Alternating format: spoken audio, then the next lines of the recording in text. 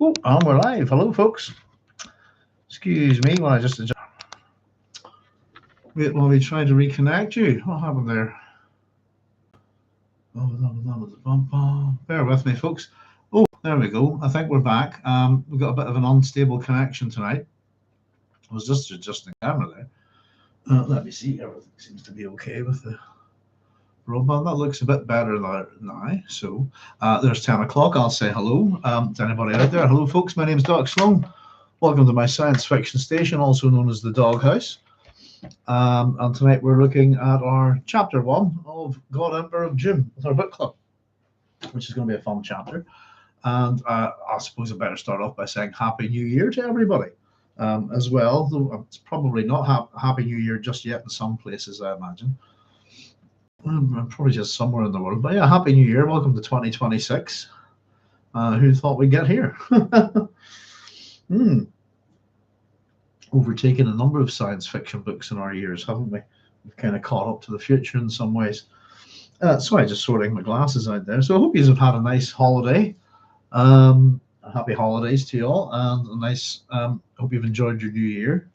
I've had just a nice quiet one. I've been working away. Oops, at my book club all day today to catch up because I've been a bit behind, and I had a bit of a revelation today.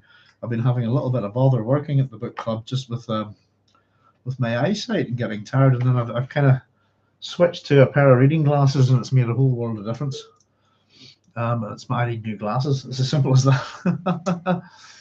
So there we go, folks. Right, let's just get this open. So we've previously started the book club with For God Emperor of Dune.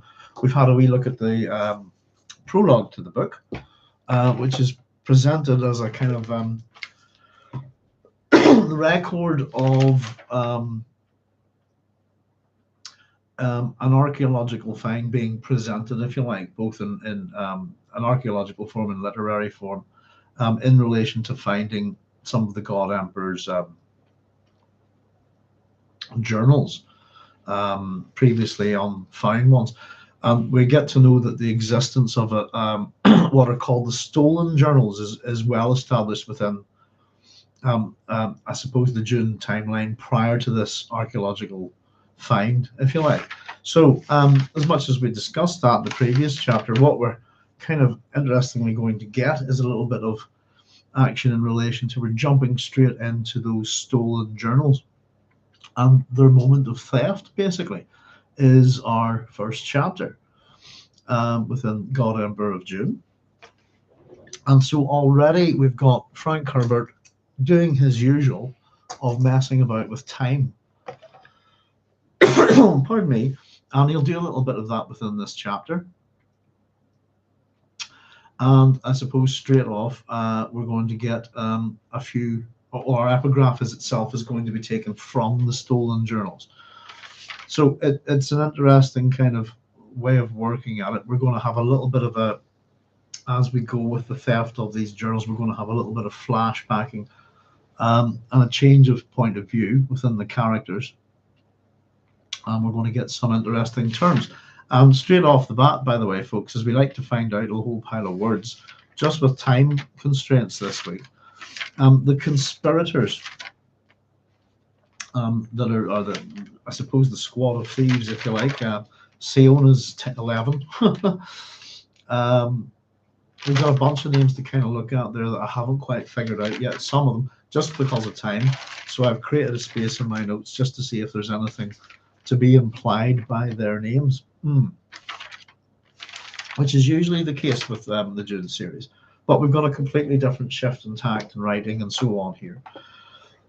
One of the names of the thieves, if you like, is Onomeo, which I would imagine is a nod to Onomaus, who's a character heavily linked to the history of the Pelopids.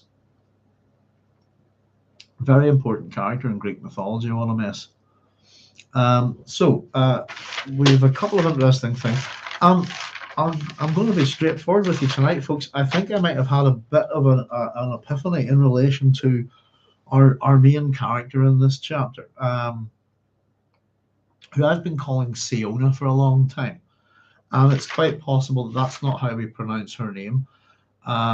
It's quite possible that it's Shana. Okay, and we'll get to it.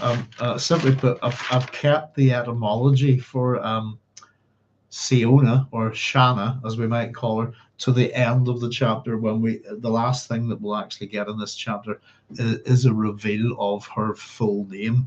So we'll have a look at a few words as we go through, but we're going to keep her name to the end, and we'll have a wee bit of a chat about it, because we're going to have a chat in relation to the connection between an Irish river goddess,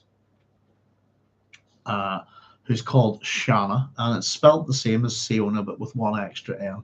Also spelt as Shannon, and is the river goddess of the river Shannon in Ireland, and is connected with the salmon of wisdom and things like that, but also in particular with an olifaced, which is a great worm. And I think, interestingly enough, I think I might have a rather curious Irish mythology connection here. And we can have a wee bit of a chat with it. I've bookmarked some of this stuff on Wikipedia so that we can bring it up. I think some of it might be referencing, haven't had time to dig it out yet, but I'm pretty sure that T.W. Rolliston's Celtic and Irish Myths, which I think I still have a copy of sitting here. So we'll see if we can dig it out at some point, you know. Pardon me. There's Julian saying, hi, Doc. Hi, everybody. Hi, Julian. Happy New Year to you, folks. There's Ch01 saying, shalom, all shalom. Chaya, happy New Year to you. Good to see you, folks. How you doing? Thank you very much for joining me. I hope you are having a good holiday and a happy New Year. And I suppose it is with Christmas and me wanting to sort of get this kicking at Christmas and New Year, it's not always the best of time to kind of jump into things like this, just with life being a bit busy, or the opposite.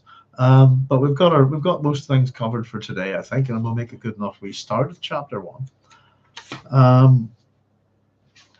Yeah.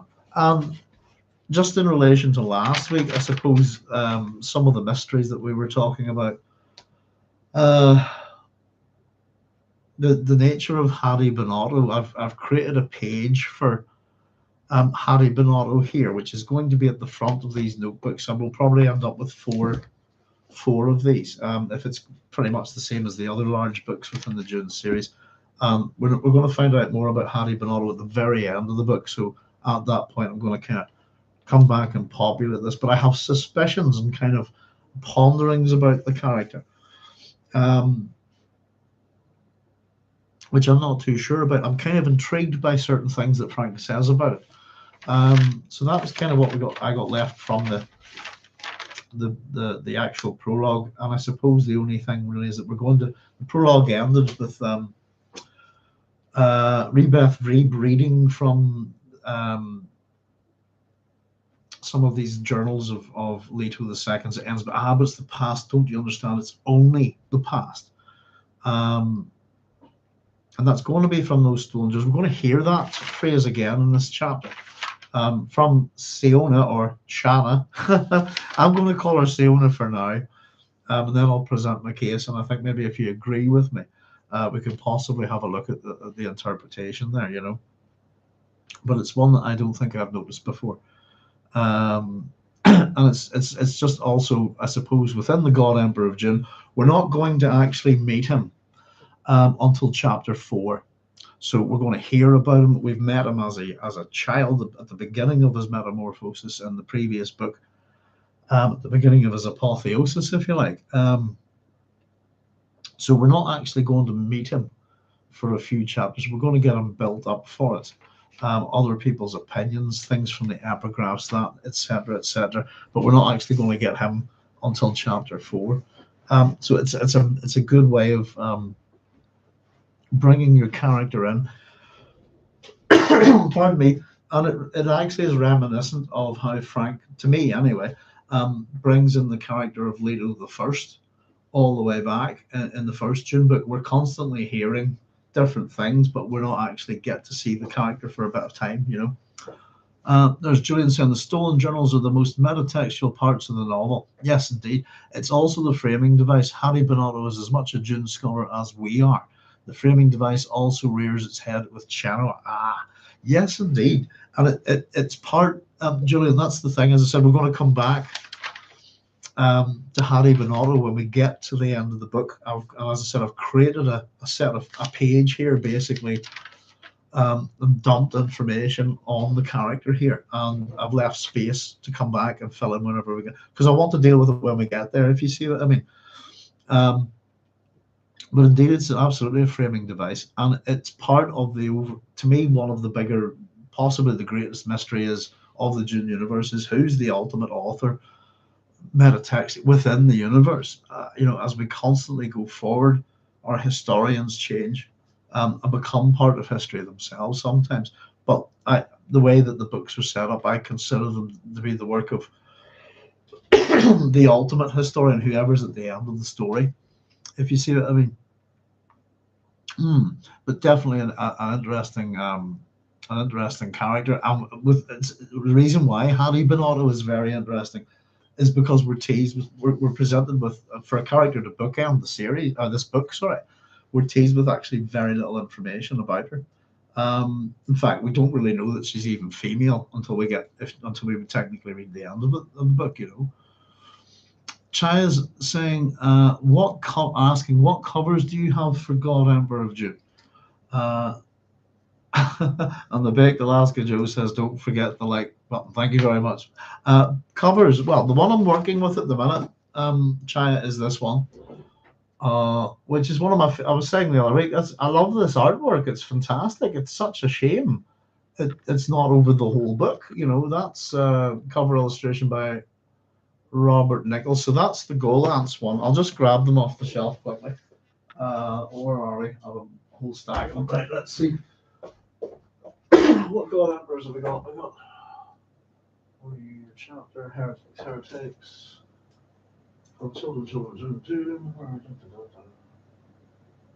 Goodness, maybe I've lifted them off already. I'm not seeing any. Heretics chapter. Oh, it's my eyesight. These are glasses. Sorry, there's one. Heretics, children. What's that chapter house? There we go. There's a God Emperor. I think I've got 4 now. I've one of let me see. Oh my! I don't know if you remember this. Folks, way back at the start. Yeah. Goodness, there's a book that's been worked on. Big coffee ring on it. Oh, it's disgraceful, Russell. That's the Children of Dune one. My last copy of Dune that had this cover fell to bits. It was the one that I was going to start the book club with, and it's one that made me buy another one. So it was just interestingly enough, that's another one of the covers by, I don't think, is that a different artist? It is indeed. Robert, I thought that was the same artist. It's just a similar style. That's interesting. I hadn't noticed that before. I thought all of these had the same artist. They don't. That one's Robert Nichols. Excuse the coffee rings. You can tell if I've worked on a book, it's got coffee rings on it. There's also betting. Who's that one by? Oh my God, this is why I've been having bother. Can't read that at all. Yeah, it's Robert Nick is the artist there. But sorry, the three paperback copies that I have, the one I'm working with at the minute is Golance. I've got the Nails, I think. What's this one?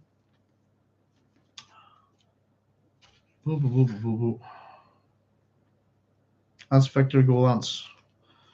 These ones, isn't that Gary Grace is the artist there, I think. What he calls very good. I don't like it when they don't give artists credit for their work on a book. It's a pity. And I have this one here.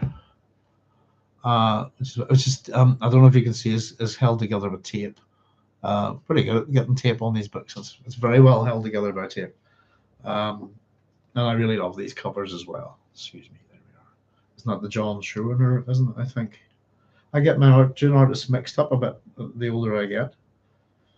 And to be honest, this one I didn't want to use at all. So that's the 3 paper ones that I have, and I've got, I think again as usual, have a Berkeley electronic. And I really need to get new glasses. So that's the ones that I have there. But in all honesty, I've got a book token for Christmas. Where are we? I've never actually managed to get an entire set of Dune books in just one set of covers, and I've got these three. This is the one I'm pretty sure. Yeah, this is the one I bought initially for the book club. I picked up these ones, so I've got three. And what I'm thinking of doing is using the book club to pick up the God Emperor of Dune in this series, and see if the text is a little bit better, because this one's not the best for reading, to be honest with you. But saying that, I think when I'm saying that, I actually think it's my eyesight. That's my glasses. These are office glasses, so they've kind of got three levels to them, and they're pretty good for mid and distance. But I've discovered they've just become rubbish for reading. That they're making my eyes tired. You know? So that's the ones I've got, plus an electronic copy. Oh, let me just put those out the road. But the choice of working with this one was based on the text was a little bit darker, a little bit easier to see. But yeah, there are publishing errors. I've got it. I suppose mainly markup actually. I think is little things that I wouldn't have done here. That you have,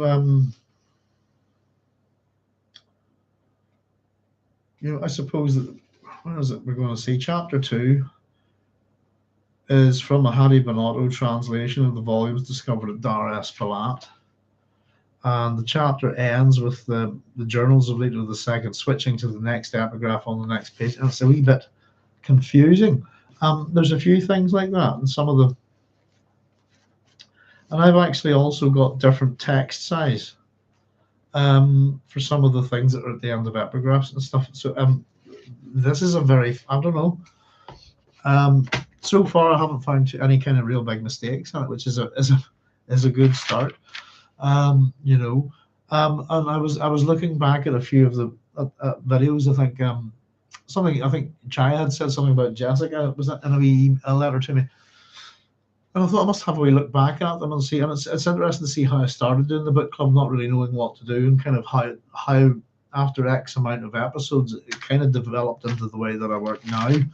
And I ended up working like this because of the amount of mistakes. But I was looking back, just listening to myself, not too many episodes in, talking about how surprised I am about these mistakes. Got a few nice wee things out of this chapter, by the way. I managed to get a nice little kind of map, if you like, of the adventure zone. I put Hicksump D-Wolves on it. As I said, and yes, I think we have an interesting mythical connection. I got an email from X, a whole bunch of them actually from a wee while back, but sort of suggests just at the very end of Children of Dune, I think it's pointing out something about pay attention to what's the word? Was it hunger? Something to do with hunger, their bellies, etc. I must have a wee look that up. There was another point, but yes, indeed. XFID's been, I call him XFID, by the way, sorry, has been suggested that in terms of getting info from Frank on his thoughts and opinions on God Emperor of Dune, a number of the books that we have are on Frank Herbert were written before he published God Emperor of Dune. William Two Ponce's book would cover God Emperor, it covers all 6. When I started the PhD, it was one of the problems with study on Frank Herbert is that nobody looked at the whole thing. We have several books that kind of cover up to Children of Dune in relation to the Dune series, some of his other books as well, but they didn't really go past God Emperor. So it's tricky to find his thoughts on this. And it's pointed out to me that we've got all these audio tapes. And what I've decided to do is in terms of chapter sizes, etc. I actually think the possibility I've got a couple of very tiny chapters. So whenever it comes to those weeks, rather than double up the chapters, what I'm going to do is take a little bit of time and try to make up a set of notes for each of those audio tapes. I'll just try and take notes shorthand or something like that, and see what we can filter out in relation to the God Emperor and in relation to, and I think just pretty much everything that Frank says. and present that to you some night as a bit of a natter, just to sort of put it all together. Let's just talk about what we can get from Frank's ideas out of the audio. There's a couple of them which quite familiar with, which are the interviews with Willis McNally, etc. They're quite large. Pardon me, and I've still got a transcript of those somewhere here. So hopefully we can put that together just to get ourselves more information, more insight from the author himself. Because I think the veil, if you like, between character and author in this book falls a fair bit. A lot of the things that the God Emperor says within this book are, I suppose, Frank's opinions, Frank's ideas, or explorations of them. And I said we're going to have to talk about sexuality in this book as we go down further. The last three Dune books get a bit weirder the further down we go with the sex, and especially the writing of the sex. There's a hint of it straight away, by the way, in this chapter, and we'll get going in a wee second. So there's all sorts here right off. I think it's a great. I think the way that he's run the as Julian was saying, like we've got these bookends of this kind of archaeological, historical presentation with a reading in the God Emperor's own words, this kind of thing at the beginning, and that's our prologue, and off we go. And as usual, the prologue is set way in the future, which is again one of the things that Frank likes doing. As I pointed out again, if you can, what he did with Dune Messiah in the prologues is a complete and utter mess. And you might as well consider that there are two different Dune Messiah books, because it's true. And we noticed that whenever we started the Dune Messiah book club. But it's also, we have this, the way Frank deals with prologue in Dune itself is the prologue to Dune is actually Appendix 1 right at the end of the book. So again, he's kind of playing a bit with style and structure, and he'll muck around with time a little bit in this chapter as well. So they're just kind of little motifs of his writing, and with going from a kind of almost academic, quite peaceful, placid, arty scene at the prologue, we're going to go jumping straight into this. As it's a bit meta, we're going to actually see the theft of these stolen journals here. Piling straight into, and it's action packed, and off we go. Whoa, it's a complete shift of pace right at the start. As much as I've said, I think there's some pedestrian pacings. I'm using that term in terms of to do with walking within the book. Excuse me while I get some fluids, and goodness gracious, I'll check your comments. There's a whole pile.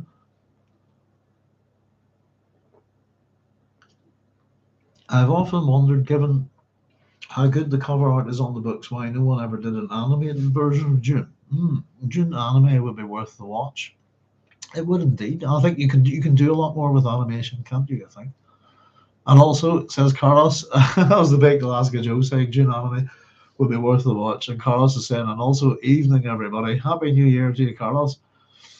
Chai is saying, as much as I enjoy the first trilogy, I find the second trilogy more entertaining, better world building.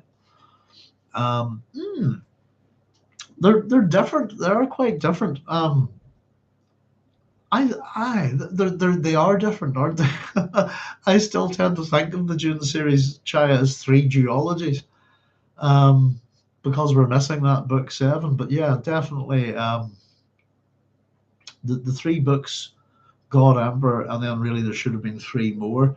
This is the book that's meant to be the pivot, if you like, and in many ways it is. If you see the shift, for example, in male orientation of the books, for the first 3 books, we get the God Emperor is not quite a person or human or anything, and then we come out of that, and these books are very female orientated on the other side. And of course, we had the 2 Bene Gesserit books as their own, which we never got the 3rd one of.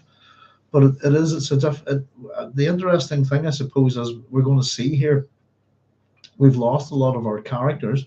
We've jumped over probably 3,500 years into the future. One of the characters that we are going to see that's familiar to us is in this chapter is completely alien in many ways, and it's the planet itself. I've kind of highlighted, we've got lots of water features, forests, orchards, this kind of thing. And we're going to figure out that there's just one desert pretty much left. It's a very different Arrakis we're arriving at as readers. And I suppose what's interesting to me as a science fiction writer is that we've come to an alien world and gotten to know it really well. And to me, one of the things that brings Dune so much to life, that gives it that verisimilitude, is the planet itself.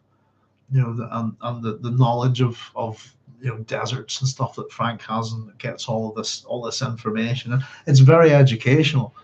As far as I'm concerned, I live in Northern Ireland, but Ireland is what you would call the antithesis of a desert. It rains here all the time, all the time. And so to me, it's a completely opposite cultures. I know a number of you live in countries with deserts, in the United States and Israel and all places like Australia, but I do not. I've never seen one with my own eyes. It's an alien thing to me.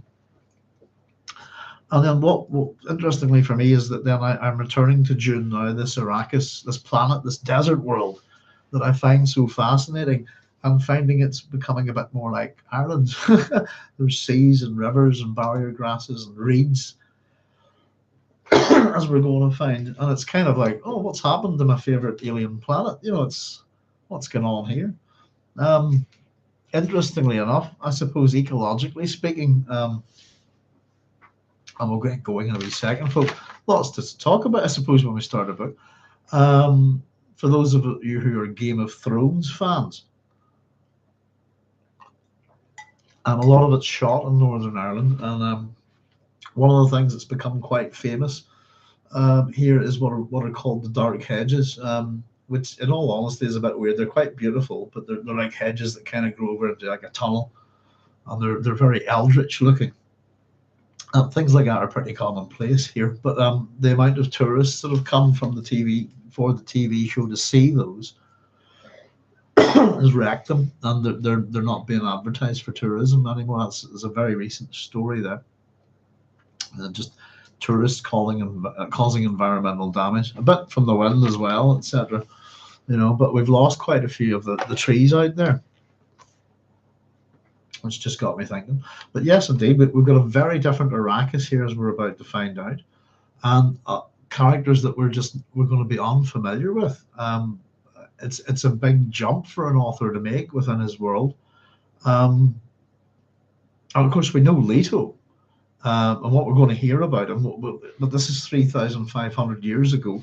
The last time we saw our main hero here, Leto II, was what, 11 or 12 years old, and turning into a worm. He's beginning some process of symbiosis.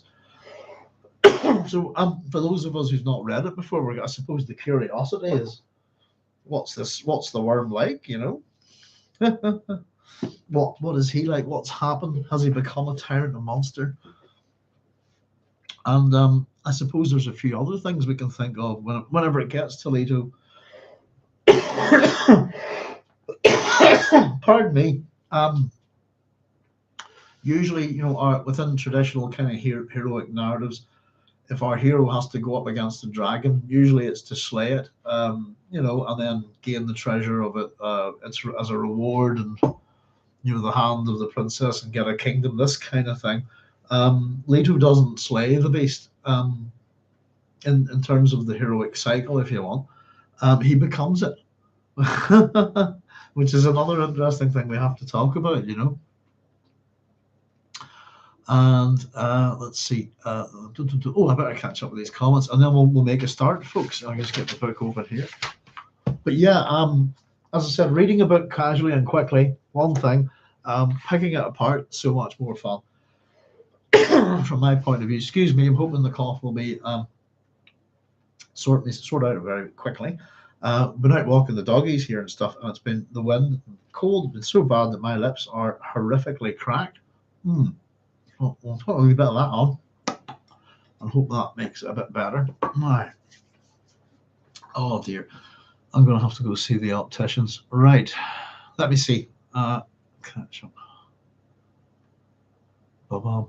I was just in Chai was saying that in fact she finds the second trilogy more entertaining, better world building. I certainly find it a lot more curious, and I did enjoy it. It's been a long time since I've read the last three books, so I said I've gone through God Emperor this time, but I'm looking forward to it, and I think I will probably push on at some point.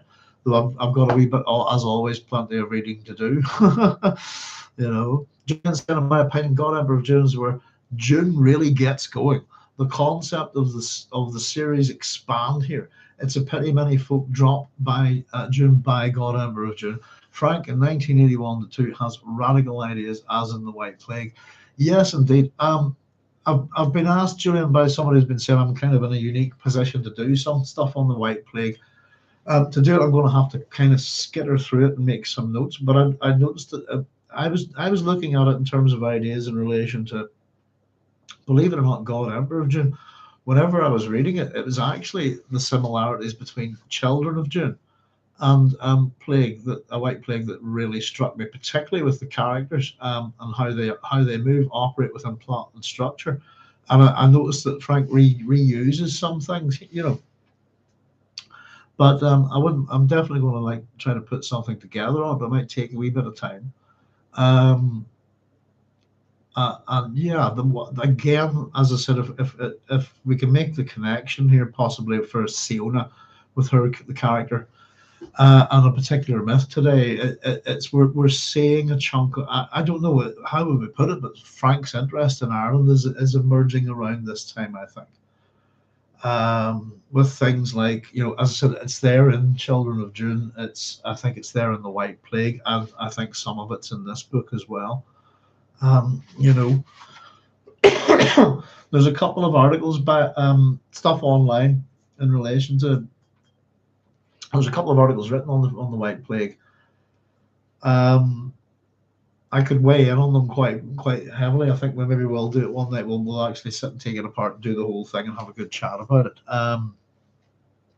Yeah, and it's kind of where Frank's kind of, I don't know, really putting some of his more it's in putting together a number of his ideas that he's had in other books, but he's bringing them into a real world context. He's looking at the situation in Ireland, I suppose, the troubles and all of that, terrorism and so on.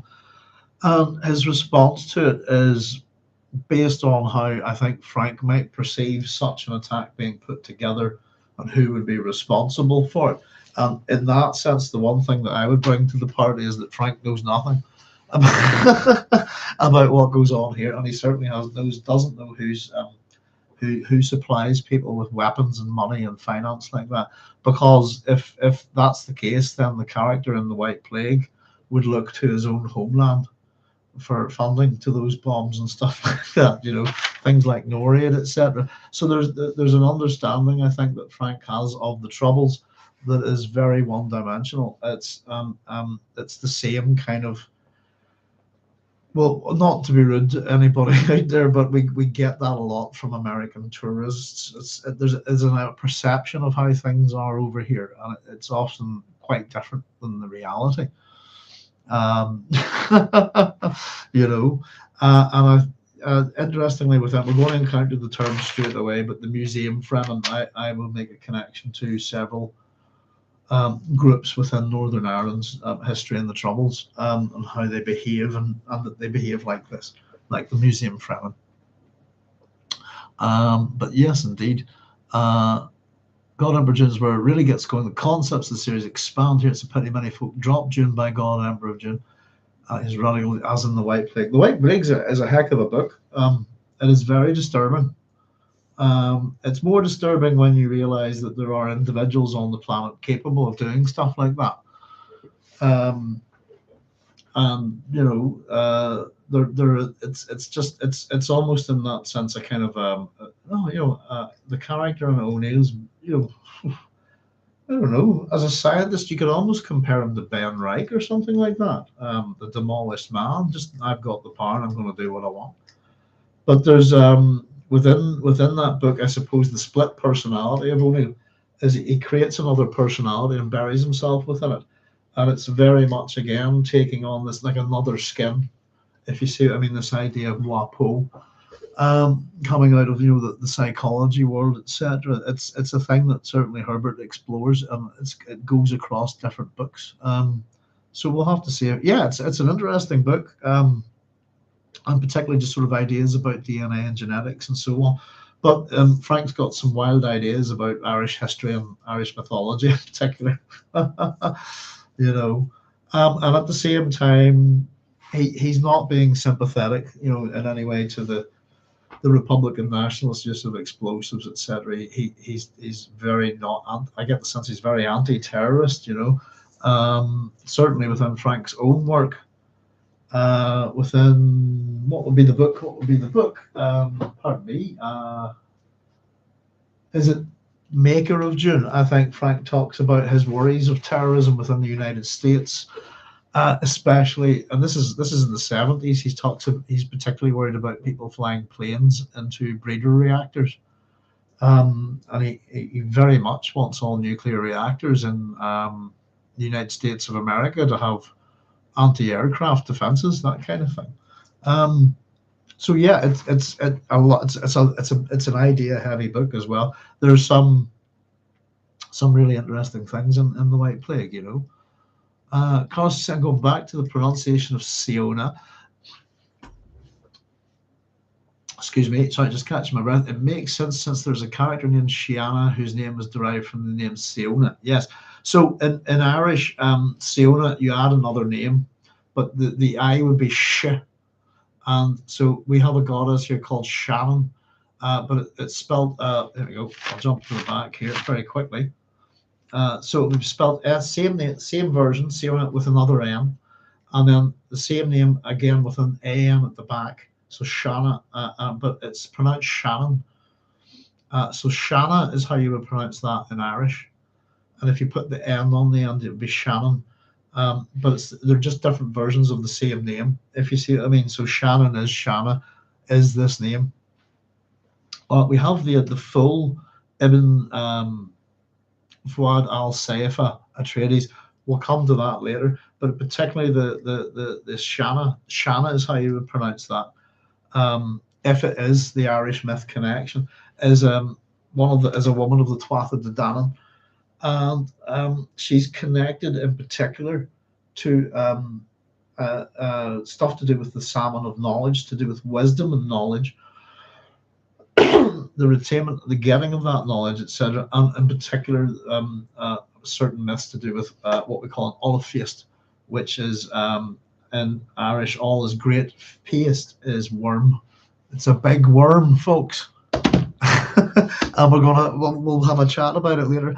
And I was very surprised. And now there's other possibilities, but Frank doesn't name anybody in these books for whimsically, if you see what I mean. There's a lot of meaning. He's not just, apart from possibly hard-coding, he's not just picking names out of a phone book. He is finding them in certain places, Pardon me. And as I said, interestingly enough, I think some of the myths that they're referring to here, I didn't have time to find this book today, but I do have at least one of them, I think, But yeah, if you look up the river Shannon, Shannon's the biggest river in the British Isles, I think. If you go, on Wikipedia, you will see. If you go to the etymology and folklore, you'll get some ideas of the stories associated with it. River goddesses, etc. Pardon me, are very important, I think, in mythology. Certainly in Greek mythology, there are tons of them. Not just goddesses, river gods are very important. Scamander or Xanthus is the river at Troy, is a river personified. So that they're very interesting in mythology. And well, as I said, we'll have a wee chat about Siona, the myth of the river Shannon goddess, if you like, or what are gods and goddesses in this country is a bit funny. Just generally different races of mythological beings, but then that's the same with the gods and the titans and stuff like that, So it makes sense. Yeah, Shiana, that's the thing. I used to always think of it that it was, I'll tell you where I'd gone with it, Carlos, before, was that it reminded me of kind of, and I don't know where I get this from, but because I didn't research this name before ever, it kind of reminded me of the like SIona the Jungle Girl, this kind of thing, a she woman cat type thing. Um, and I'm not even sure if that is it. It's almost like a female Tarzan type thing. And I thought the kind of SIona, Shiara was almost one of those names that was kind of, I don't know, almost a cliche, if you see what I mean. Um, but I was clearly wrong. But yeah, just what will we find out when we investigate these things, But if that's the case, I've been calling her SIona my entire life since I've been reading the Dune series. Having a wee quick read of this, and I was just going, it's a bit like, what was the other one we encountered? Skytail. I'm sure we all call him Skytail. It's Skitali. It's a cipher. But that's how you should pronounce it. It's Skitali. Um, Interestingly enough, X Vid also pointed out very quickly before we get on, translation, problems with translation, etc. How translation affects meaning was discussed in the prologue. He was X-Vid was pointing me to something about Frank talking about this within the audiobooks, so I'm going to have to go and listen to them again, and we'll see what we can find there.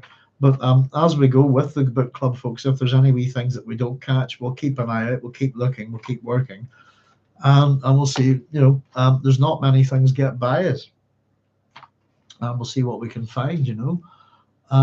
Baked Alaska Joe says, "Oh my God, White Plague was awesome."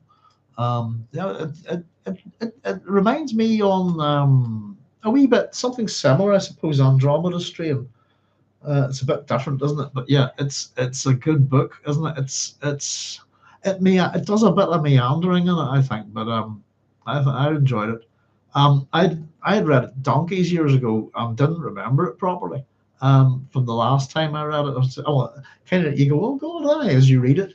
But the things I'd forgotten about it, Pardon me. Chaya says, I found White Plague terrifying. Baked Alaska Joe says, same here, Chaya. I always used to say it just gave me too many ideas. That's what science fiction should do. Oh, there's the ladies barking. Apologies, folks. Connor says the first trilogy is more regional, with the second really explored the whole of the Dune universe. Yeah, it is an interesting thing that people jump off at different points in the Dune series. Where some people go with book one. I mean, it's almost every book has a jump off, if you like. But some people go with one. That's enough. Some people make it through the first trilogy. Some people got Emperor of Dune's just, what's this? And then some people, when it gets to the Bene Gesserit books, they go, no, it's not for me. I don't know why. They genuinely should. I think they're expecting some kind of major departure from the universe that they've been involved in as a reader. Just the way the books do change, but it's not the case. I think for anybody who has jumped off the Dune series at any given point, I do recommend getting back on and sticking to it. Though the only thing is, unfortunately, you'll not get an ending if you do that. But it's worth doing. Each book's got its own character, I think. Very much so. Because I know what you mean. I moved from Texas to Mississippi, and it feels like a different world. I've never seen so much green or rain in my life. Yeah, I would imagine that would be the thing, isn't it? You go from somewhere quite hot, and as I said, Ireland is just a very wet country. But to me, the heat, I've seen it on TV. I know what a desert looks like, but to see something's not to be in it, not to feel it, not to sense it and smell it. You're only getting sight, really, and maybe sound. Just to experience the desert, I think, would be very, very cool.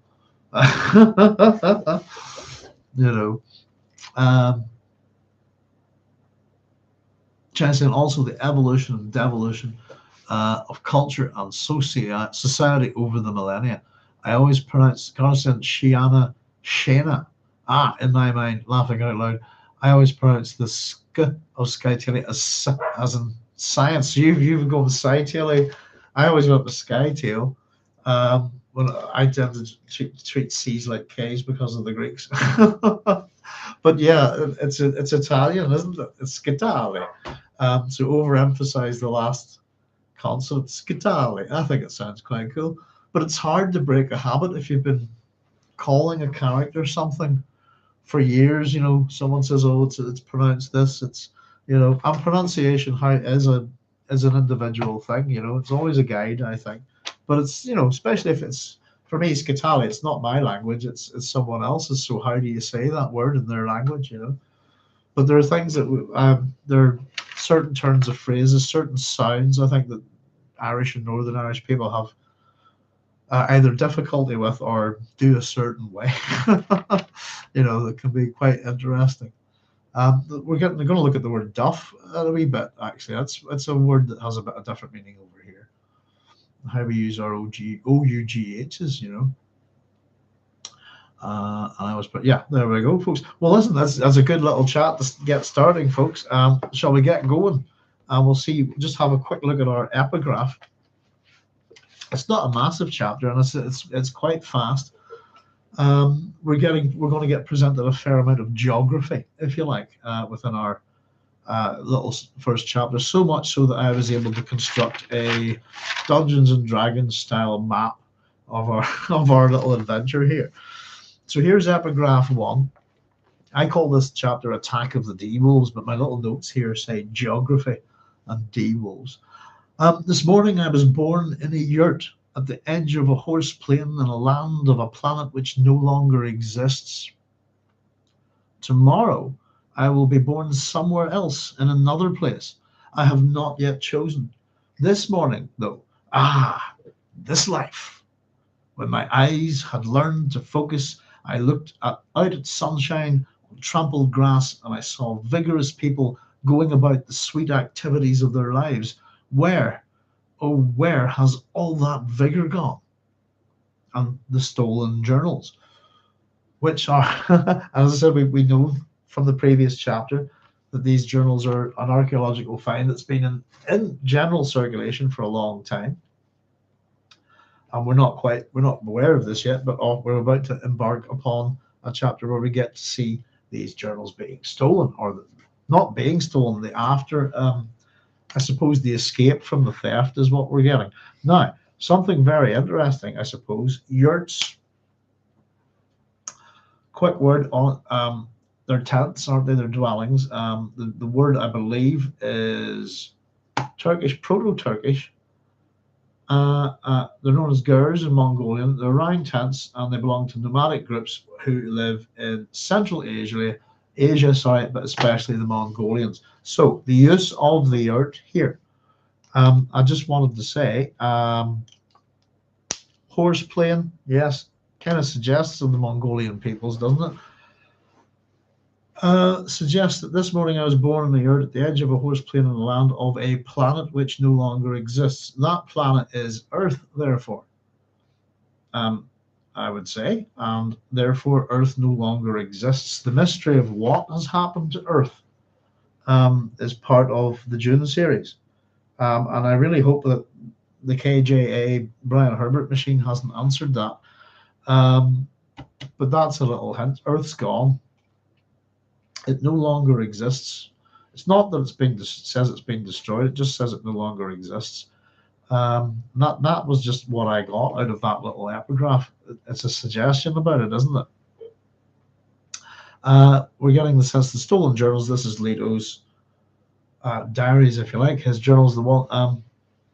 We're getting this. I'm this person today. Tomorrow I'm going to be someone else. And we also get the sense that. This life. This is someone who vigorous people.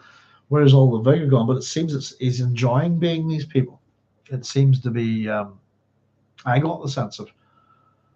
Tomorrow I'll be born somewhere else in another person I've not yet chosen. It suggests that also he's got a level of control. This is the other memory, isn't it? By the way, interestingly enough, what we get in the first chapter. In the reading from Rebeth Vrebe, by the way, kind of killed any possible scientific understanding of how other memory actually works within this universe. So Leto's telling us that he has the memories of people who are getting killed at sword point. How on earth, in any shape or form, is their DNA passed on? How on earth, in any shape or form, is their memory of the event of being killed passed on to the next generation? Um, it doesn't make any sense at all when we think about it. It really it gave me some bother, actually. Better to keep sometimes these things vague. Right, so that's from our stolen journals, and just vigor. Where's it all gone? The answer is probably he's suppressed it, I think. Where's all the energy? Where's the energetic life?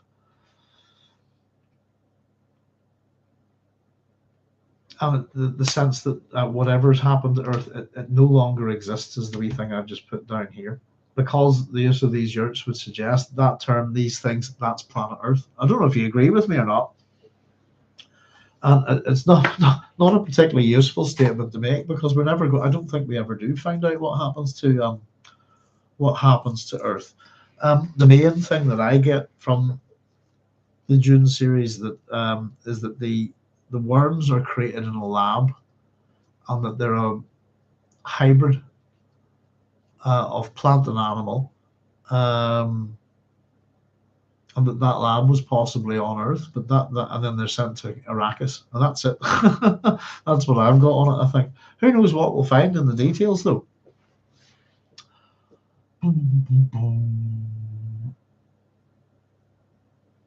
Ch01, it'll be interesting to see if Frank pronounces any of these on the audio tapes. Yeah, as I've got little speakers here set up at the minute. I actually stripped out a lot of my speakers and microphones because I thought the interference on the channel was coming from them, and it wasn't. It was just atmospheric. So, but I must get my big speakers out. I've got old Iowas that are older than me. They're old stereo speakers, and I have them plugged into. I have a old-fashioned subwoofer here for the computer. Make it a bit easier to listen to while taking notes, But yeah, it's. I've got the whole lot of them here. As Expert pointed out, easy enough to clean them up on VLC and so on. But really need to just sort of sit down for a day, figure out how long it'll take to go through them all, just create a timeline, and maybe a couple of days I'll just sit with a notepad and just scribble down, get things so that we can retain them up here and present them, But there's plenty of wee things, As I said, pronunciation generally is a guide. You'd get all sorts over here, So there we go. That's our stolen journals. A little bit of an insight into. We're getting little bits of insights into little teases. I said ultimately building up for a reveal a few chapters down the road. So let's hit this running. The three people running northward through moon shadows in the Forbidden Forest were strung out along half a kilometer. The last runner in the line ran less than 100 meters ahead of the pursuing D-wolves. The animals could be heard yelping and panting in their eagerness the way they do when they have the prey in sight. D-wolves, questions. Now this, again, Frank reusing kind of things. This is very reminiscent of Ganima and Leto being pursued by the Laza tigers and Children of Dune, and the other, the twins that the random twin children that they used to train the tigers on.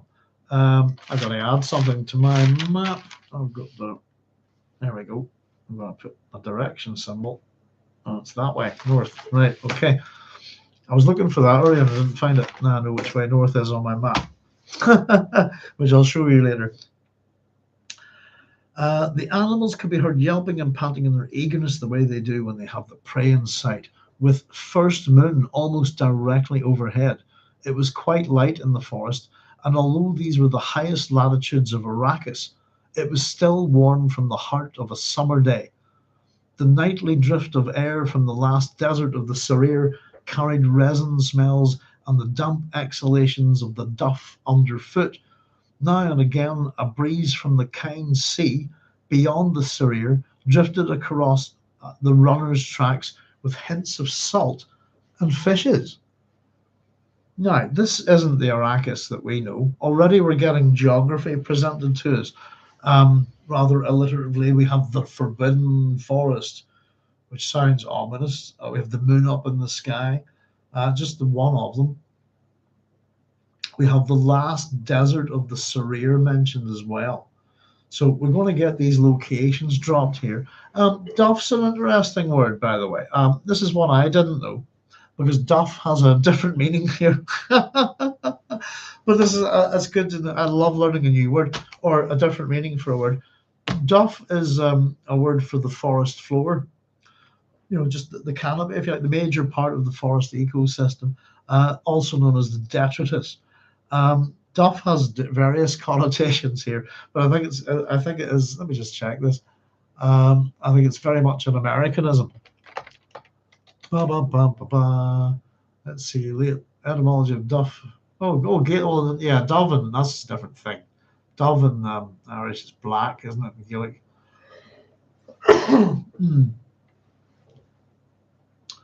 Dublin means Blackpool. Dublin. Here we go. Duff. Buttocks. Rump is one, isn't it? England and Scots pronunciation of the word dough, as in your flour for making bread, that kind of thing. Dough. A stiff flour pudding style figgy duff, plum duff. As oh dear, if you check out your Blackadder Goes Forth, you'll see a few jokes about that. Decaying vegetable, Duff, North. So this is Scotland, northwestern US, British Columbia. Decaying vegetable matter on the forest floor is what we mean here. It can also mean coal dust. Fine and dry coal in small pieces, usually anthracite, a mixture of coal and rock. Something spurious or fake. It's a duff. It's a duffer. We've also got, in this country, you would say somebody's up the duff. Means that they're pregnant. But there you go, duff, bum in America, buttocks in America. Duff up, duffer, no duff, up the duff, there you go, etc. Something's a bit duff in this country means it's a bit rubbish, it's a bit crap, but at the same time, to be up the duff is a euphemism for, oh, you up the duff, love, well, congratulations. Somebody would say it like that to you. Oh, you're pregnant is what it means here. So I didn't know that meaning. It's nice to know. Duff is another word for like the detritus, the forest floor, all of that stuff that mulches and breaks down, and it's kind of like a separator, as I was reading it, from the the living things above and that kind of thing to the stuff under the ground. Sarir in this case, but is I think I've got a few things here. Arabic to be sincere or honest, and it forms a part of first names and second names that involve honesty, if you like, in their meaning. In Sanskrit and Pali, we have a body as a spiritual pull, which is a term from Sikhism. So there's what's called from the Sarir word meaning body, and then a saravar, which is a pull. I was reading about that. That seems interesting.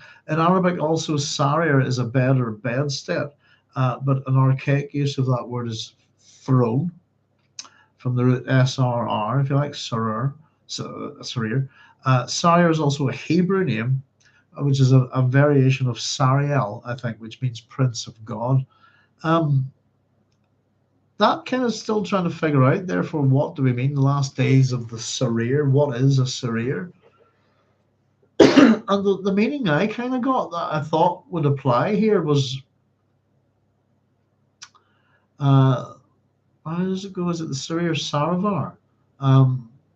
The body as a spiritual pull, if you see what I mean. And in relation to Leto, I thought that maybe made sense. His little Sarir being part of the worm, this is the last desert of the Sarir. It's an interesting term. And I'm not quite sure what it could be. Again, the Arabic Sarir could be a throne. This is, the last desert of the throne, possibly, of Leto's throne. But I actually thought the idea of, and Frank's used a number of Sanskrit terms in the book before, the idea of the body as a spiritual pull kind of made sense to me in terms of Dune and all its sand and water motifs and things like that. I don't know what you think, guys. If anybody's got anything else on this, I'd love to know. Pardon me. Duff was it? Now and again, a breeze from the kind sea beyond the Surreer drifted across the runner's tracks with hints of salt and fishes. If we remember back to Dune Messiah, the symbol of Paul Muad'Dib Atreides as emperor, two symbols, the fist and the fish. Now we've got salt and fish on Arrakis. We have the sea, the Kind Sea, named after late Kinds. Things have changed for us if we've been reading on here. It's a very different Arrakis already, isn't it? Let me just catch up with your comments, and then we'll pile on, folks. Oh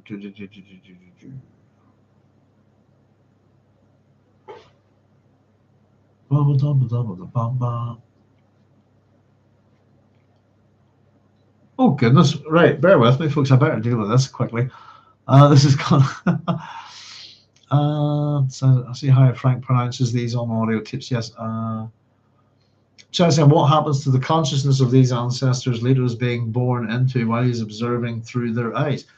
I'm also curious about Carla saying. I'm also curious about how exactly other memory works. Chaya, see, it couldn't. How we can understand that we've seen a Reverend Mother, Ramallo. We've seen her at the point of death, and we've seen how those memories got transferred. And we've talked. I think it's also we've talked about the potential loss of people from other memory. So the whole idea of I've been all these guys who died by the sword, and I can remember their irk moments as this kind of thing. How is that possibly done? You get something like that within the culture books. Every culture citizen has a neural lace in their head.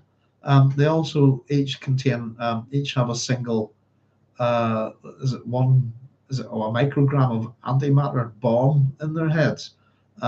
So any culture citizen can take everybody if they feel inclined, But that you can die in the culture and come back. The lace will have your last memory.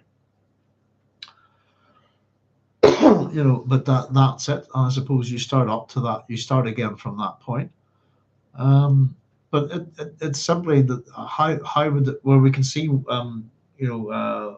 female characters like Ramallo at the point of death being able to transfer their life experience to another Reverend Mother, another Bene Gesserit, another woman who's trained in this ritual. Then how is it possibly done with bleeding out? All the guys that have died by swords. We can understand. I don't know. It doesn't make any sense. And up until this point, the kind of sense that we did have is that the Shire said that if any knowledge needed has from it shared. Oh, sorry, I read that wrong. But it would be your ancestors, I suppose, and their. But again, it becomes the interesting thing of the female line being transferred. That's kind of understandable with mitochondrial DNA, but the male line, people who are just dying around the place, how on earth do you know anything about them? It does kind of make it was a thing that destroyed it. I think, if you like, in the verisimilitude.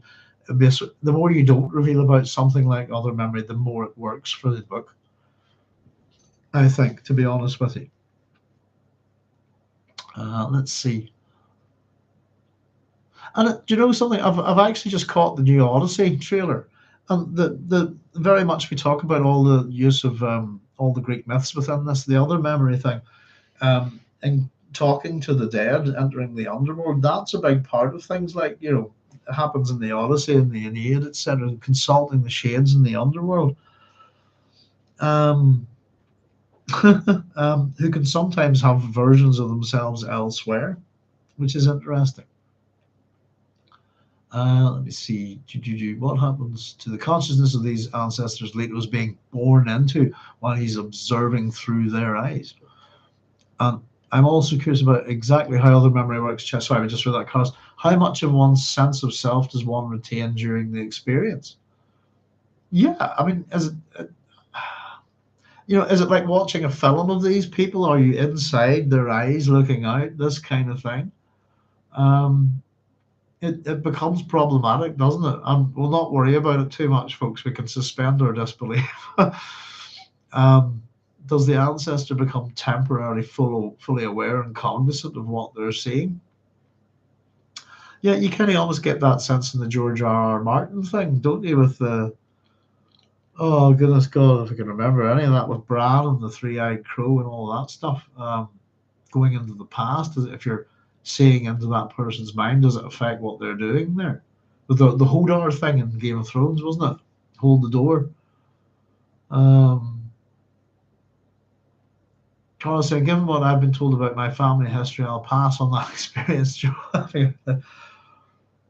Oh, sorry, I missed something there. Hang on. I missed your comment there, Baked Alaska, Joe. Apologies. There it is. I'm hopeful that one day we will invent something that allows us to have this kind of memory. The other thing is that your memory is not perfect, is it? Your memory takes a particular view of things. Certainly you remember things that happen, but as time goes by, your slant on things tends to be either good or bad. I think you seldom remember something exactly the way it happened. Though you're probably going to remember getting stabbed, but not for very long. you know. And Shai was saying, that was Joe's comment there that I'd missed there. Sorry about that, Joe. Does the ancestor become temporarily fully aware and cognizant of what they're saying? Was Chai asking. Given what I've been told about my family history, said Carlos, I'll pass on that experience. Yeah, everything's there, isn't it, really? Frank has opened up endless literary potential in a paragraph. Yes, indeed. You get that kind of likes of literary, where I think you see it probably done best. It's been done a lot now. Alan Moore does it. Things like the League of Extraordinary Gentlemen. Let's plunder a whole bunch of literary characters and stuff. But the person who did it best, I think, in science fiction for a long time, opened me up to a lot of interesting people from history. Was the Riverworld series by Philip Jose Farmer. That's got a whole bunch of interesting people, and all of whom are historically real. But in terms of who they are, a bunch of them are writers and stuff. The potential, as you say, of something like that. You could be sure. I think there's role play games. I think within the GURPS of the Riverworld series. But yeah, you could play anybody from history. This kind of thing. It's interesting. So you get likes of Almer's League of Extraordinary Gentlemen. They're kind of plundering characters from literature, I suppose, as the historical personages. But it is fun sometimes. Yeah, you could have Leto on an adventure with. He could pick a squad out of other memory to join him, couldn't he? It could be that what Leto considers the Dirty Dozen or something. Leto and his amazing friends. Julian said, I would guess that what Leto amounts to an amalgamation of patterns and observations, the greater whole of billions of parts. It's again still has to be something like the opposite of what Paul was looking forward.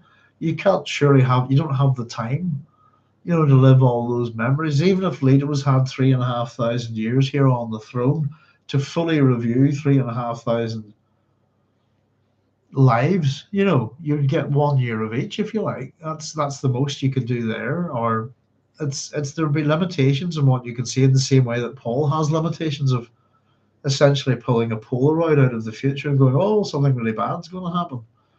This kind of thing. It does seem to be a good kind of polar opposite to the prescience as the other memory. It works in that way, I think. But it raises a lot of questions, and we just kind of have to go with it, I'm afraid. But up until that prologue, I didn't have too many problems going with it. And then, as usual, it's a science fiction book, and it's a piece of fiction. Not going to worry about it too much. Suspend the disbelief, and on we go. Let's enjoy the book. It's not going to spoil it for us, And it's something I think most of us do know at the end of the day if we've all been through the Dune books. That other memory, there's a number of people who write about it. Race memory, it's got different terms.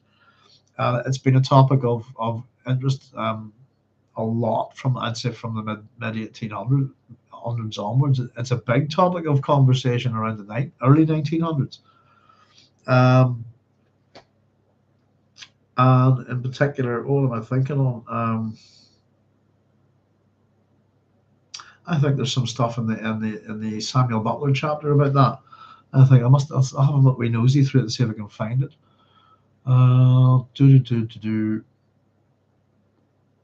Big Glasgow Joe says, Carlos, we got to take the bad with the good. Hopefully, we can also make edit some folks out for sure. Laughing out loud, lols. Souppot saying, hi, honey, just lurking tonight. Hey there, Souppot, how you doing? Good to see you. Sarah, and as a Hebrew root, means ruled by exerting exorbitant power. Constant.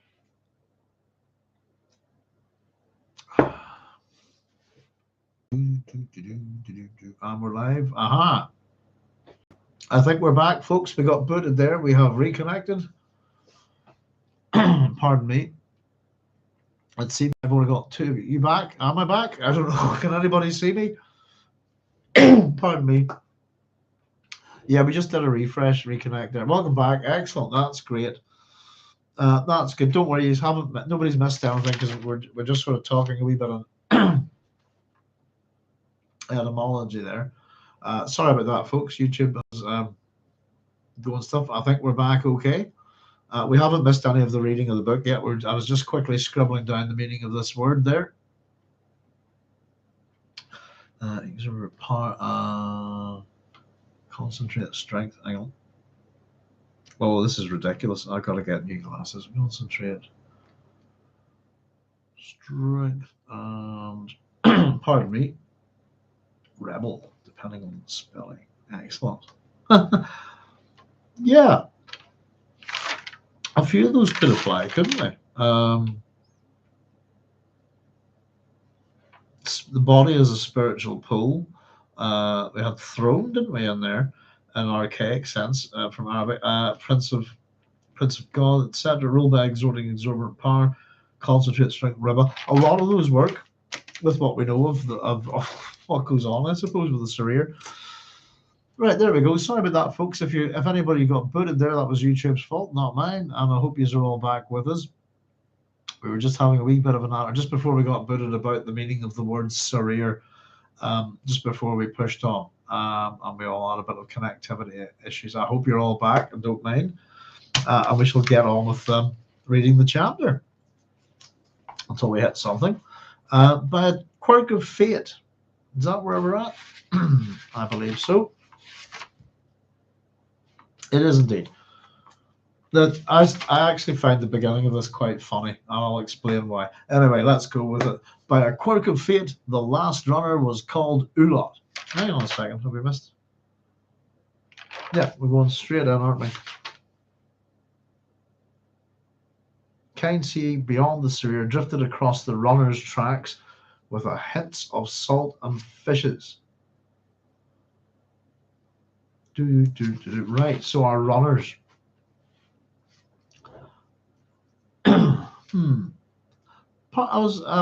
I think, where did I write it down? I was wondering, I just put this as comic. Well, look, we'll get to it there. Part of this, I think, is a little bit reminiscent of the pursuit of Frodo to the Ford of Brune in Lord of the Rings, the Fellowship of the Ring, sorry.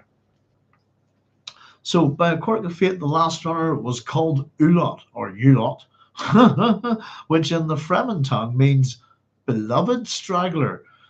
Ulot was short in stature and with a tendency to fat, which had placed an extra dieting burden on him in training for this venture. Pardon me. Even when slimmed down for their desperate run, his face remained round, the large brown eyes vulnerable in that suggestion of too much flesh. Now, Fremen tongue. Have we got a Fremen here? The first really interesting, very important and alien thing to us is that if this is a Fremen, someone who's one of these people on this planet, has not got blue eyes. He's got large brown eyes. And it's been a while since we've noted the different colours of anybody's eyes. Everybody's eyes have been pretty much saturated with the spice melange for a long time in these books. Or, it's an interesting thing. What's this? Brown eyes. This man is what we would call up till now water fat.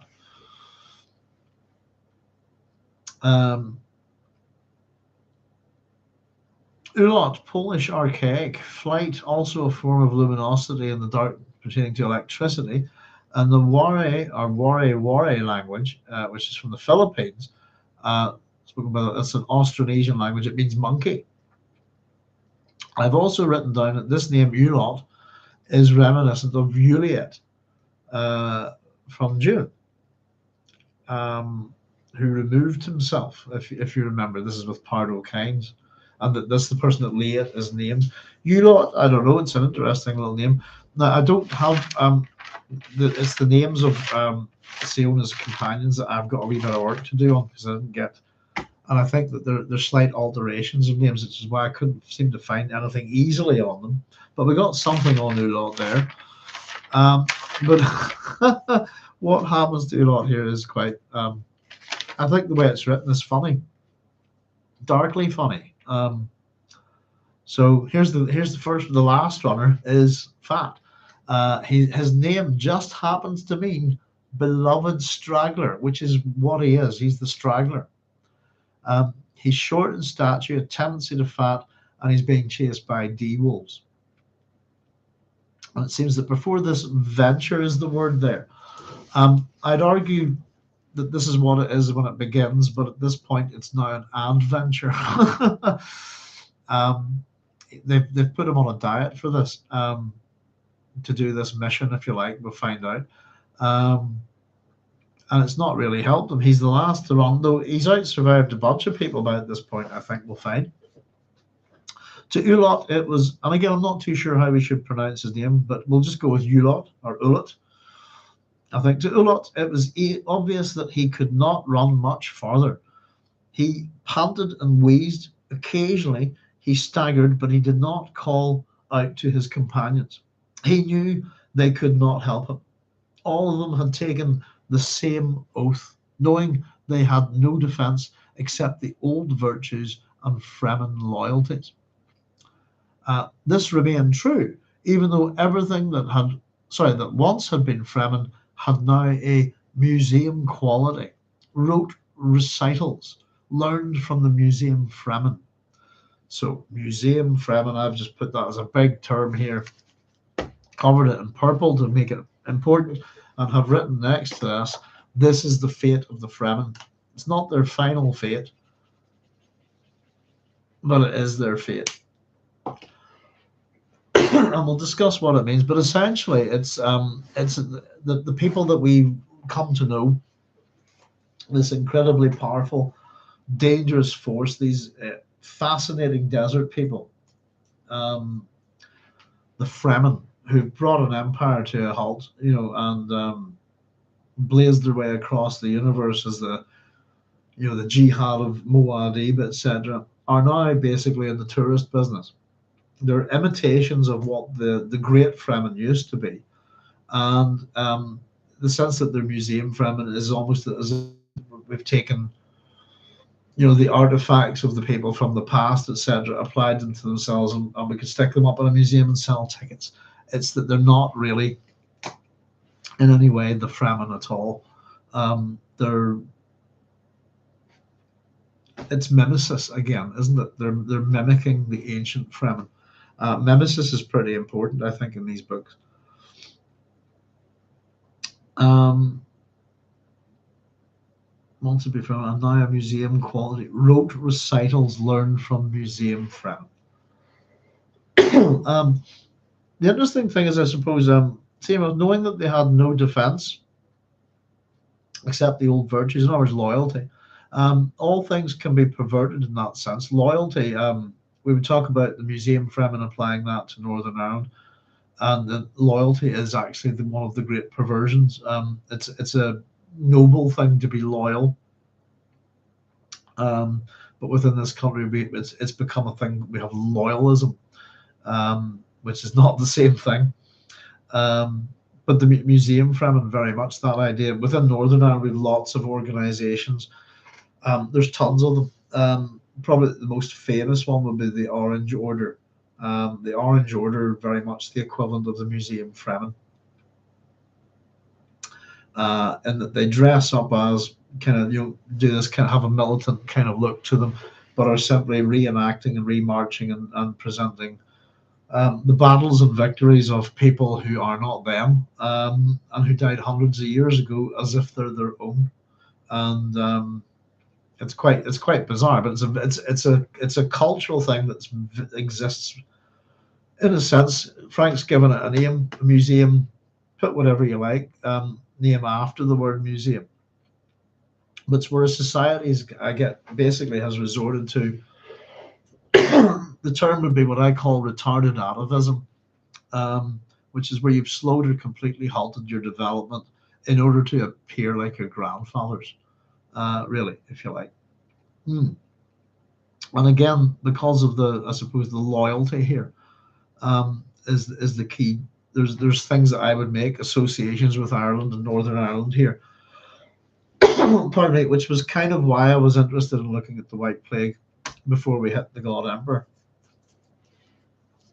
So it was Fremen loyalty that kept Ulot silent in the full awareness of his doom. The only one thing I wanted to say before we moved on is that there's no defense against these wolves. I can think of tons. And even if I didn't have sophisticated weaponry or anything like that, a bit of arts and crafting and stuff like that, there are ways of defending yourself against animals like that. If there was a party of them heading in like this into this, I'm sure they could have thought of something. But maybe that's not the point. I think, by the way, we're going to have to re-examine this chapter much further down the line, in relation to SIona, or Shana, as as we might end up calling her. We'll see how that goes. So, and the word doom there, Ulot silence in the full awareness of his doom, a fine display of the ancient qualities, and rather pitiful when none of the runners had any but book knowledge and the legends of the oral history about the virtues they aped. They were saying that one possible meaning of Ulot's name there from the Wari language was monkey. And aping something is mimesis, isn't it? It's imitation. It's mimicking it. Book knowledge isn't necessarily useless, by the way. Book knowledge, you can have,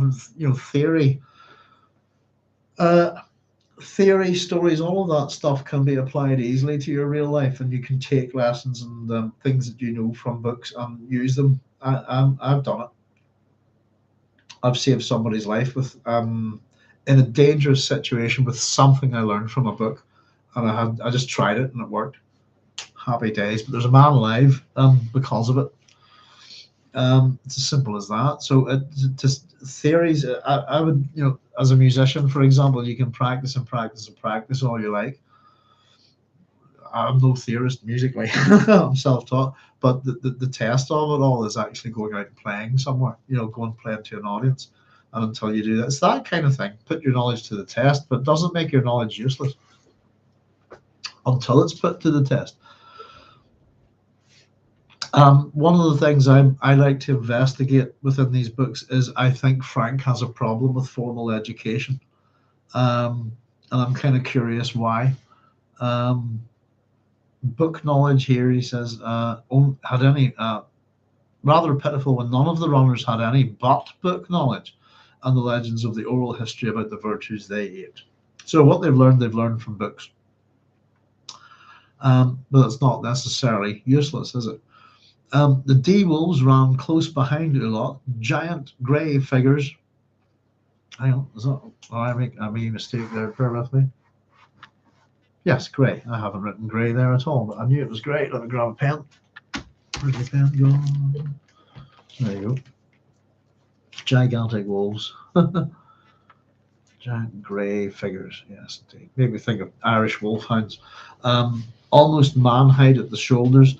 They leaped and whined in their eagerness, heads lifted, eyes focused on the moon-betrayed figure of their quarry.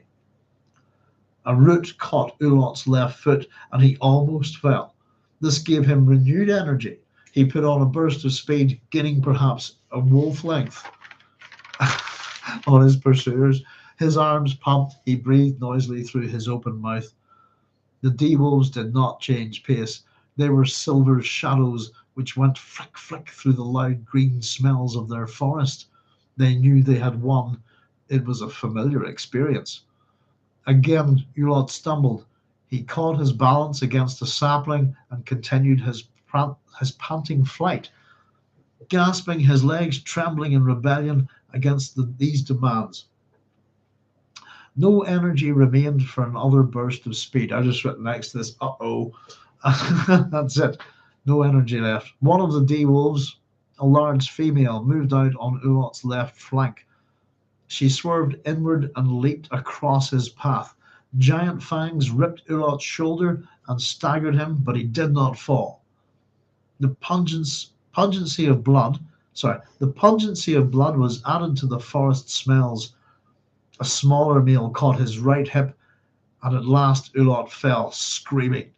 The pack pounced, and his screams were cut off in an abrupt finality. So I've got my first little skull of the book. Here we go. We've got quite a lot of these as we go, folks. Can you see him? There he is. Ulot's eaten by D-wolves. Are killed at this point. I'm sure they'll come back and eat on them later. Always quite like cartoon onomatopoeia. So someone screaming and then being cut off abruptly in a comic book would be arg, irk. But I do like the irk. So there we go. I'm curious what the D stands for in D-wolves. Just wondering, is it death? Is it doom? Is it, I don't know, danger? Curious. Designed, possibly. So not stopping to feed, the D-wolves again take up the chase. Their nose probed the forest floor, and the vagrant eddies in the air scenting the warm tracery of two more running humans. I really like the writing in this, by the way. Frank's off to a strong start. The why I find Ulot funny is it's almost a cliche, isn't it? You don't need to outrun the wolf. You just need to outrun someone else. And Ulot's kind of it's this guy's set up, isn't it? It's we know he's food for wolf. I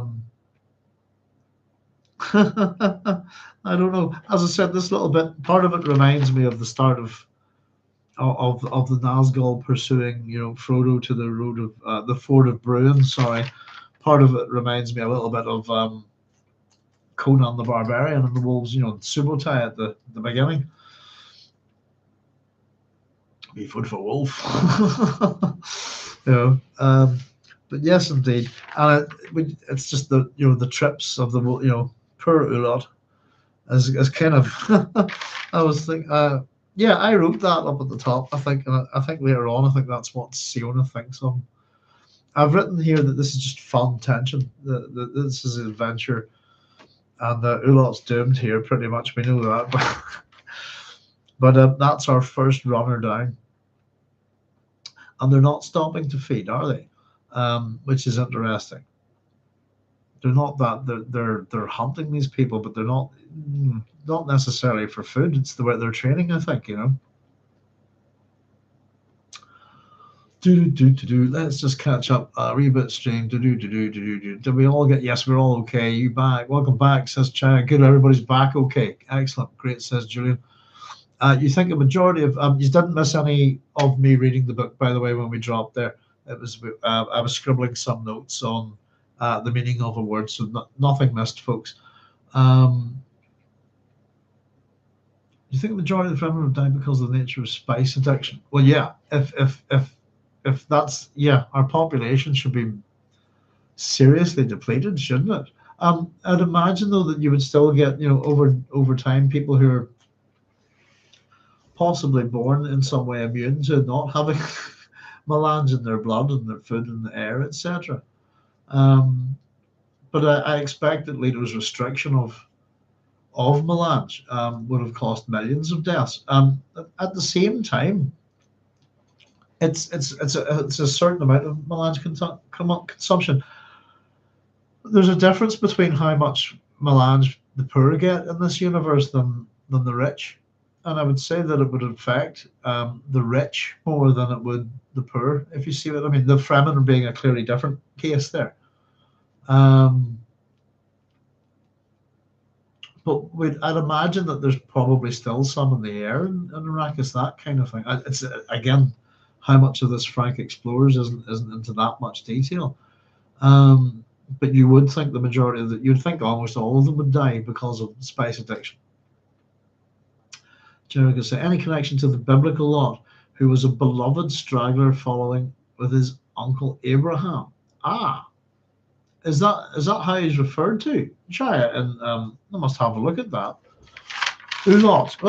Well, duh. Oh, sorry, it just occurred to me. His name's Ulot. Possibly Lot's an interesting character in the Bible, isn't he? That's all a bit. Lot and his wife's a very strange one. And his two daughters, indeed. Quite possibly. I will consider that. I'll have to go and read the story again. But I've got a little, because I was thinking about Uliet and Liet, etc. Ulot, let's put a Lot. We'll have a look. But I didn't know Lot was a beloved straggler. Well, that would make it a very obvious. I think if that's how he's referred to in the Bible, Chaya, biblical, a beloved straggler. Yeah, it is the way it's put though, isn't it? It's a quirk of fate that he just happens to, that's just what his name. So he is a beloved straggler in this. As I said, I think later on, because I've had to read through the book, we're going to have to re-look at this chapter and from SIona's point of view. Or sorry, from someone else's point of view other than what we've got here.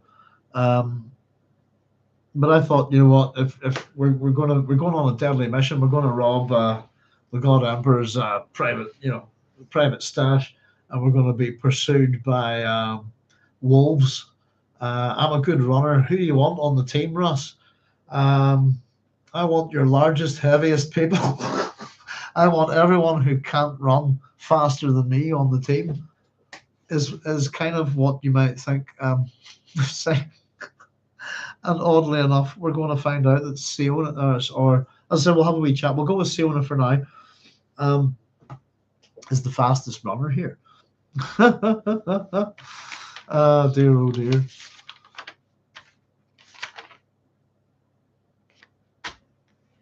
Dear, oh, there we go. So that's him, tatty bread, as we would say in this country. And I'll go on to the next one. I'll just quickly check your comments, folks. But yeah, thank you, by the way, Chaya. That's a very interesting. A beloved straggler, then definitely, because you lot, following his uncle Abraham. Museum Fremen is a very sad term. It's a sadder thing than you could possibly imagine.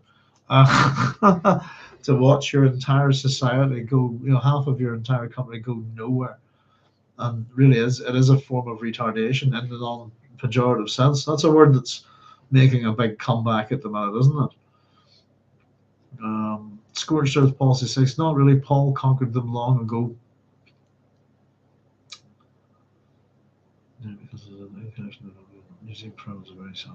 Just context there, sorry, Scorched Earth Policy. What's the not really? The fact that they're museum, the fact is not sad because they're conquered long ago. Sorry, I think that's what you mean there. I hope.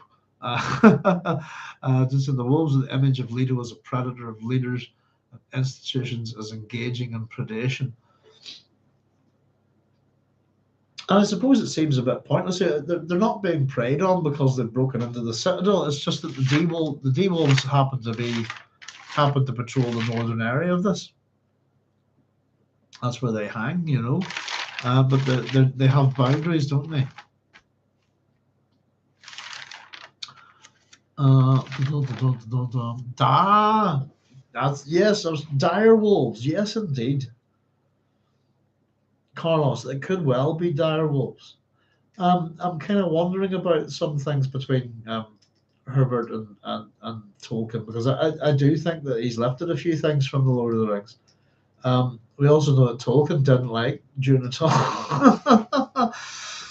you know. Hmm. At the number 2376 says the idea of museum Fremen I thought was related to Indian reservations. Yes, I would think that too. I would think it's any people.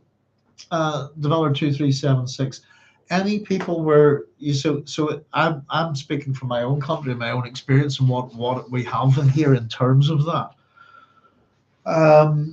And we do have they're not like war reenactments or historical reenactment things. It's very much where your culture's focused on a time and place, a golden era, an era of power and might and control usually, and that it's a long time ago, but whatever sort of conflict or thing was going on has never either has been completely resolved and is irrelevant and it's completely irrelevant in the modern day world, but you still kind of stick to this kind of thing. This is my culture, this is my heritage, is the phrases that you'll hear in this country.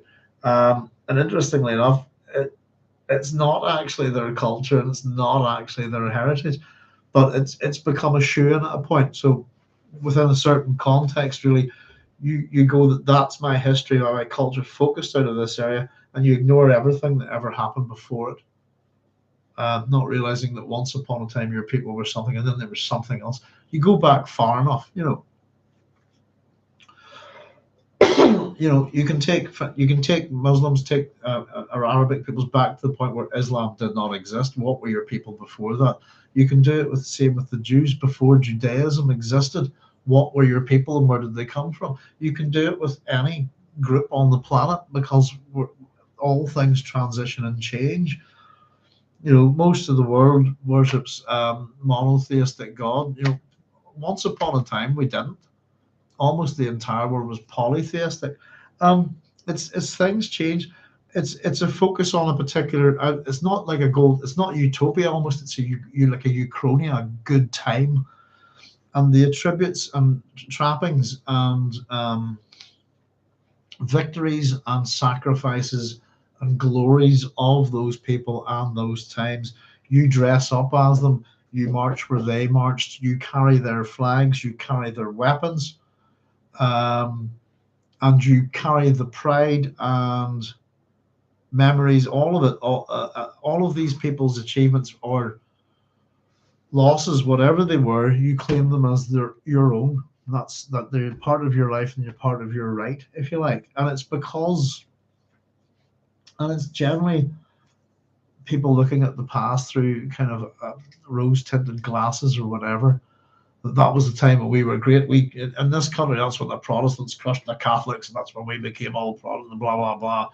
Nearly, we're talking 17, 18, 19, goodness, nearly 400 years ago. Well, over 300 years ago, and our country's problems are fixated upon that. And it's all to do with who do you pay your taxes to? Really, at the end of the day, a Protestant or a Catholic. And the interesting thing is there's no real difference. But that's that kind of thing. Yes, where you're trying to preserve an element of a culture that's probably gone, and it's not in a way that's for posterity or historical or archaeological, this kind of thing. It's where you're becoming the embodiment of that thing. Rather than realizing that your own life is in a different time, in a different place, things have changed. Go be whoever you should be in this time. But it's dragging the past, kicking and screaming forward when you don't have anything else. And I think that's the really important thing. The main skills you need over here to be in such an organization are walking. And that's what they do. They walk.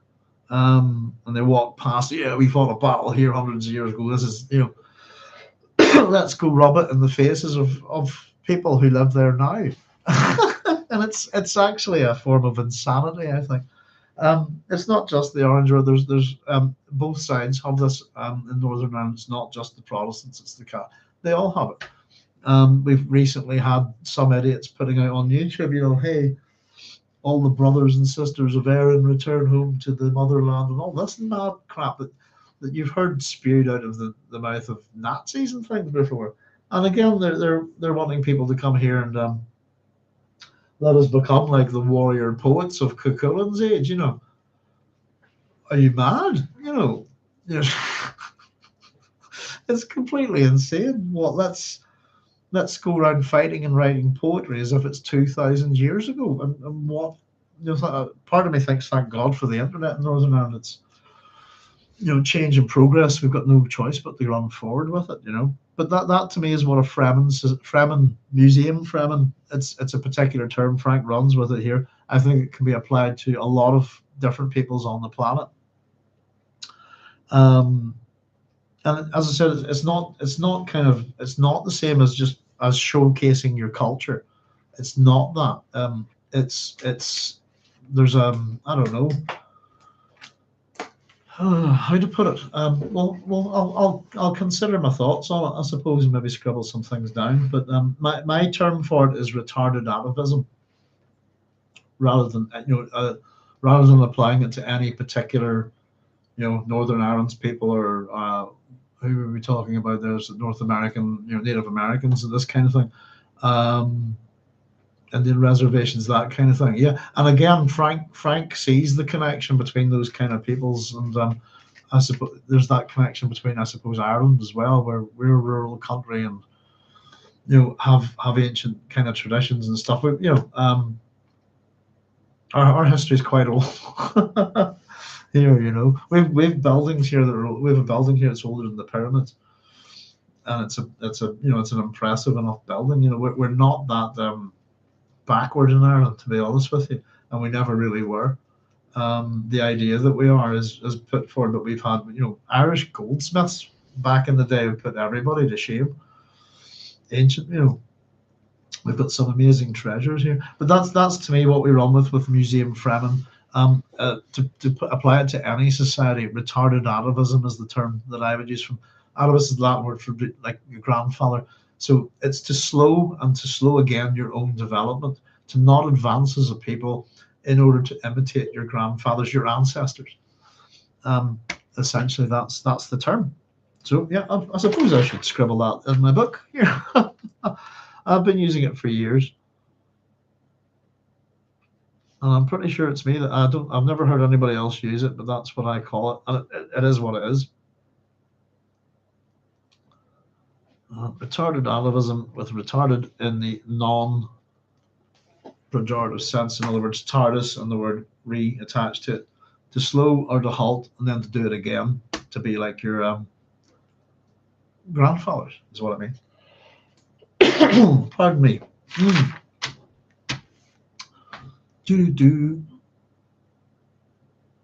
So just D Viller 2376. It absolutely is related to the idea of the Indian reservations, by the way. Frank writes about those. I know, but Soul Catcher, Soul Hunter. I don't have that book. It's gone. I've got to get it and have a read at it again. But yes, I've seen. I get the idea that you get something similar with some of those reservations, and that in the attempt to maintain the old culture can be harmful to the development of the people that came out of that culture. But change is the one constant thing in the universe. Societies that don't let their people change are in bother.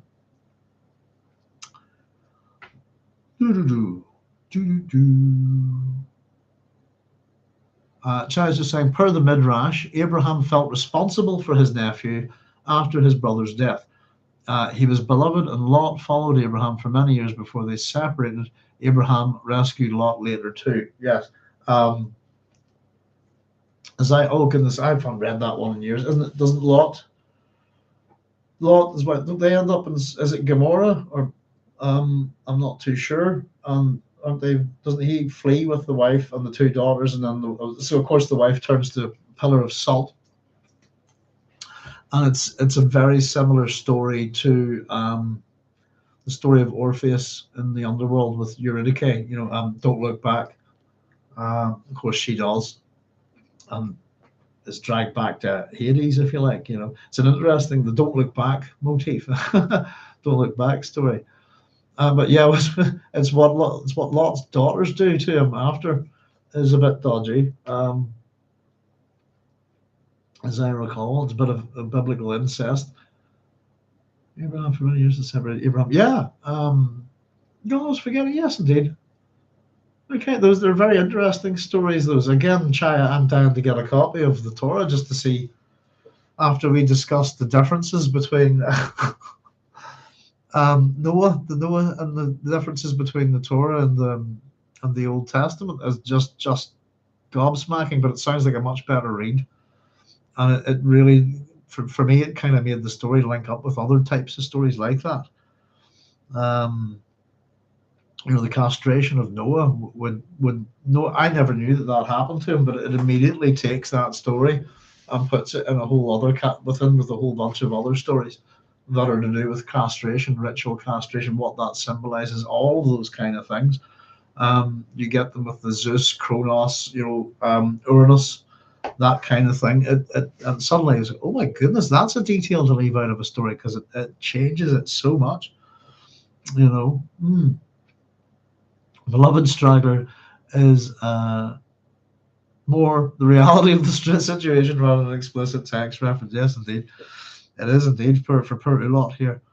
As I said, you can have a dark sense of humor about this. I was kind of giggling because it's this guy.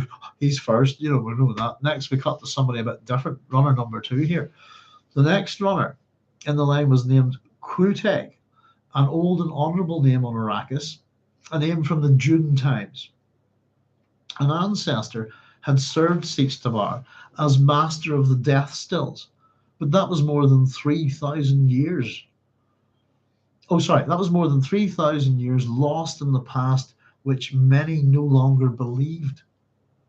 Quuteg ran with the long strides of a tall and slender body, which seemed perfectly fitted to such exertion. Long black hair streamed back from his aquiline features. As with his companions, he wore a black running suit of tightly knitted cotton. It revealed the working of his buttocks and stringy thighs, the deep and steady rhythm of his breathing. Only his pace, which was markedly slow for Quuteg, betrayed the fact that he had injured his right knee. Coming down from the man-made precipices which girded the God Emperor's citadel fortress in the Sarir. Black cotton revealed the workings of his buttocks and stringy thighs, the deep and sturdy rhythms of his breathing. I was making me laugh whenever my son was younger, we used to, for driving along here in Northern Ireland, you come upon a bunch of the cyclists, and you're sitting behind them. There's about 10 of them, and all you're doing is staring up their sweaty bum cracks. And we used to put the windows down in the car. I used to love doing this to the cyclists. Me, my wife, and my son, we would sing a version of Chitty Chitty Bang Bang, but it's called Sweaty Sweaty Bum Crack. And we used to sing this at the Sweaty Sweaty Bum Crack, Sweaty Sweaty Bum Crack. If you've got a sweaty bum, this guy. Sorry, I'm away. Yes, indeed. It's just the Frank's about to go a wee bit weird here, I think. We'll talk about it. The long black hair, the features, the black running suit of tightly knitted cotton. Okay, in relation to Quuteg here, he's got an injury, so he's being chased by wolves, just like Ulot. It's this overweight guy. We know he's dead. We cut to this guy. He's fit. He's got the hair, aquiline features, suggesting hawkish, bird-like, possibly maybe some sort of Atreides descendant. But he's got an injured right knee. Oh, that doesn't bode well for D Wolves. And he's got this from coming down from the man-made precipices, which girdled the God Emperor's citadel fortress in the Sarir. Now, I couldn't find anything on Quuteg, by the way, but his name reminded me on Queequeg. Quite frankly, I've left a space for his name again, and I'll investigate it. The only thing I would like to mention is it has tag at the end of it, which I made a little note of. Clue tag. I know that's a bit of a stretch. Is this possibly an ancestor of Miles tag? Who knows? But I couldn't get anything from the name, etymologically speaking. It kind of Clue tag, the way it, just trying to pronounce it with the W and the U, it kind of reminded me on Queequeg from Moby Dick. And if we kind of know a little bit about that, that might be something that we can look at here. Doesn't the main character, he survives because of Queequeg's funeral, coffin? Isn't that it? Queequeg, I think, is killed. I've not read Moby Dick. I've seen the film. Moby Dick is one of 2 books that I'm keeping. I was for when I get older. It occurred to me that I had got older and I should probably get on with reading them. One of them's the 2 books I kind of kept and deliberately haven't read. Because they're meant to be the business, if you know what I mean. It's Moby Dick and Don Quixote. I've kind of got to the point where I really want to get at Don Quixote. I'd like to read it. Know enough about the books, but haven't read them. Anyway, that if anybody's got anything on Queequeg, I'd love to hear it. So Queequeg heard Uot's screams, the abrupt and potent silence, then the renewed chase yelps of the D-wolves. He tried not to let his mind create the image of another friend being slain by Leto's monster guardians, but imagination worked its sorcery on him. I like that. Nice little touch. Queequeg thought a curse against the tyrant, but wasted no breath to voice it. There remained a chance that he could reach the safety of the Idaho River. Another geographic feature, also a water feature. We've had Kind Sea so far. The Forbidden Forest, we've had the last desert of the Sarir, and now we've got the Idaho River. Queequeg knew what his friends thought about him. Even SIona. He had always been known as a conservative. Even as a child, he'd saved his energy until it counted. Until it counted most, parceling out his reserves like a miser. It's an interesting statement, isn't it? It's conservative. Yeah, I suppose it's a comment on being conservative, isn't it? With a small c. Not really open to change as a conservative, isn't it? You try to conserve what you have, keep what you've got and just hang on to what you've got for today. Keep today the way it is and keep it going. That's conservatism. Not really interested in changing. In this case, it's more about using energy, I suppose. So again, possibly with the name, it reminded me on Queequeg from Moby Dick, but otherwise I have no meaning for the name. I'll keep investigating. In spite of the injured knee, Queequeg increased his pace. He knew the river was near.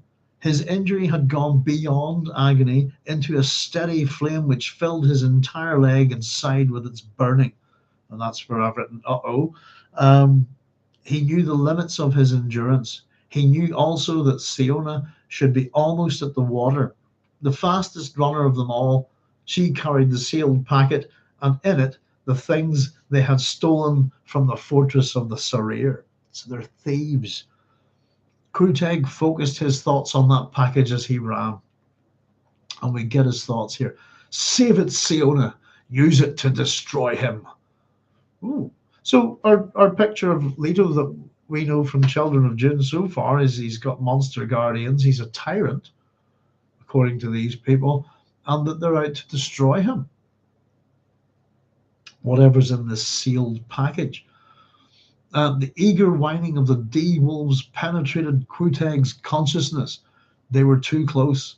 He knew then that he would not escape. And we get his thoughts here. But SIona must escape.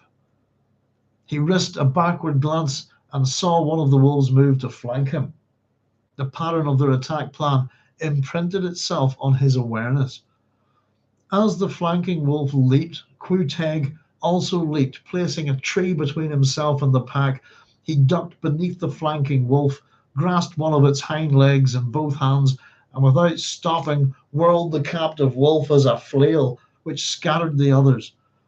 Finding the creature not as heavy as he'd expected, almost welcoming the change in action, he flailed his living bludgeon at the attackers in a dervish whirl, which brought two of them down in a crash of skulls.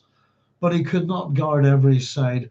A lean male caught him in the back, hurling him against the tree, and he lost his bludgeon. Go! He screamed. The pack poured in, and Quuteg caught the throat of the lean male in his teeth. He bit down with every gram of his final desperation. Wolf blood spurted over his face, blinding him. Rolling without any knowledge of where he went, Quuteg grappled another wolf.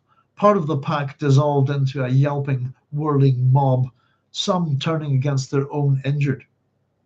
Most of the pack remained intent on the quarry, though. Teeth ripped Quuteg's throat from both sides. So point of view, and we get a change in shift in point of view and time here. Now we've got there is Quuteg's. There we have his little skull. Plus, I think he managed to kill one D-wolf there. He knocked a couple down. But Quuteg's last stand is quite impressive, isn't it? He picks up a D-wolf, these dire wolves, which we imagine are quite large. We've been told they are. And he's swinging it about by the leg, battering these wolves with it. It's before he goes down having his throat ripped. It's a last stand, isn't it? And for whoever he was, apart from the hair and the the reason why we pointed that out is we're going to come back to it in a minute. The thing about his hair and all. But it's an interesting last stand, the last stand of Quuteg. And I wonder, has he anything to do with another Teg who has a last stand? I just thought it was interesting the way he goes here. Again, the sense of sacrificing himself. Go, I'll buy time for SIona with my life. Oh goodness, I need fluids. Bear with me a wee second, folks.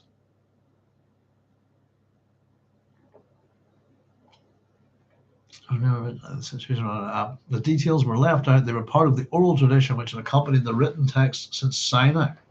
Almost 1,500 years later, it's finally written down to protect it from being lost. Yeah, there's a strong oral tradition in this country. Again, we had a particular literary tradition going back at the 1800s and so on, up to turn of the century with the Irish literary revival, and we got a lot of those fairy tales and things written down, and so on and so forth. But there are so many local variations and stories and things, and here, and it's interesting, I suppose, the little people and all of this stuff, how some things are perceived, like leprechauns and stuff. I don't know. Leprechauns are a weird thing, and virtually not part of any myths that I've really ever heard of. Christianity made all our gods get smaller until they became little people. Though some of them were giants, but originally they're probably just men. But oral tradition is very interesting. So, Chad, we mentioned a wee example of an oral tradition last week, where the oral tradition was absolutely correct. It was in relation to the sinking of the HMS Erebus and HMS Terror, and the locals had seen kind of, there was a mast there. That's where your boat is, and we've been telling stories about this boat that disappeared and was kind of used to be stuck there for years, and you know, and they, it couldn't possibly be it. It turned out to be exactly where they'd said it was, you know, which was quite funny. But yes, indeed, details weren't left out. They were part of the oral tradition which accompanied the written text since Sinai. Almost 1,500 years later, was finally written down to protect it from being lost. Jason, mine says, reach the sanctuary of the Idaho River. You read safety of the hang on. End of the next paragraph. Second, mine has fortress in the sewer. You read on. Bear with me. That's possibly me. Reach the sanctuary of the Idaho River. Reach the safety of the Idaho River. Where we go? Bear with me a second, folks, just to see if I can find these. Oh, I haven't got there yet.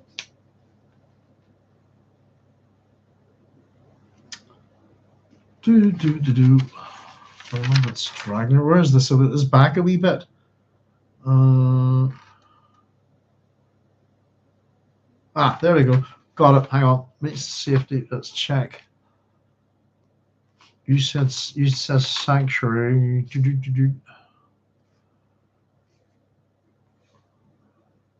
Oh, I hate my glasses. Bear with me, folks. Sorry.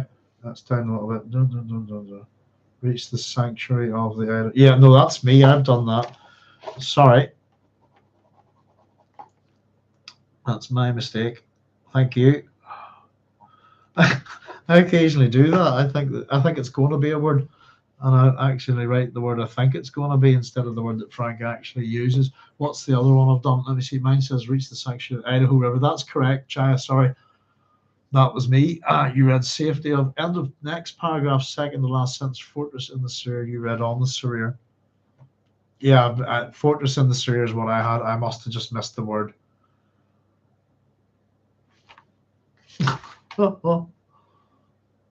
Fortress in the sewer. Yes, I've got that too. Sorry, I just accidentally skipped the word. I do apologize, chat.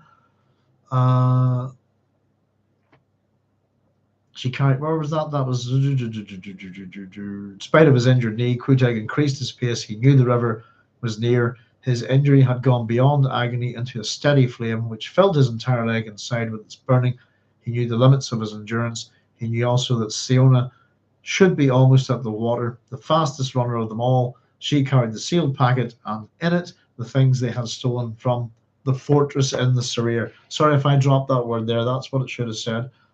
Kutek focused his thoughts on that package as he ran. Save it, SIona. Use it to destroy him. So that was back a wee bit. Apologies, that's me. Occasionally that happens. I'm not joking, folks. You won't believe how bad my glasses have got. These are what are called office glasses. I don't have varifocals or anything. So I have reading glasses, distance glasses, tinted glasses, and then I've got these things. They're meant to be for someone who works with 3 different distances.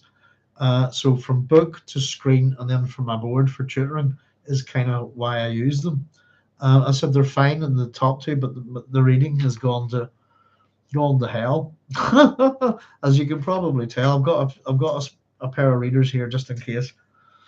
But I've discovered that they'll be making my eyes very tired. I should have got them replaced ages ago. It's time to get some new lenses on them, you know. But I do apologize. Charity said, I have a new English library reprinted May 1984. I had Berkeley for Children. It'll be interesting to see how it goes with Nell. Nell tends to be, yeah, I've had Nell's. We got one of those then. That one. What's that one? Sorry, you were asking me earlier. Victor Golance.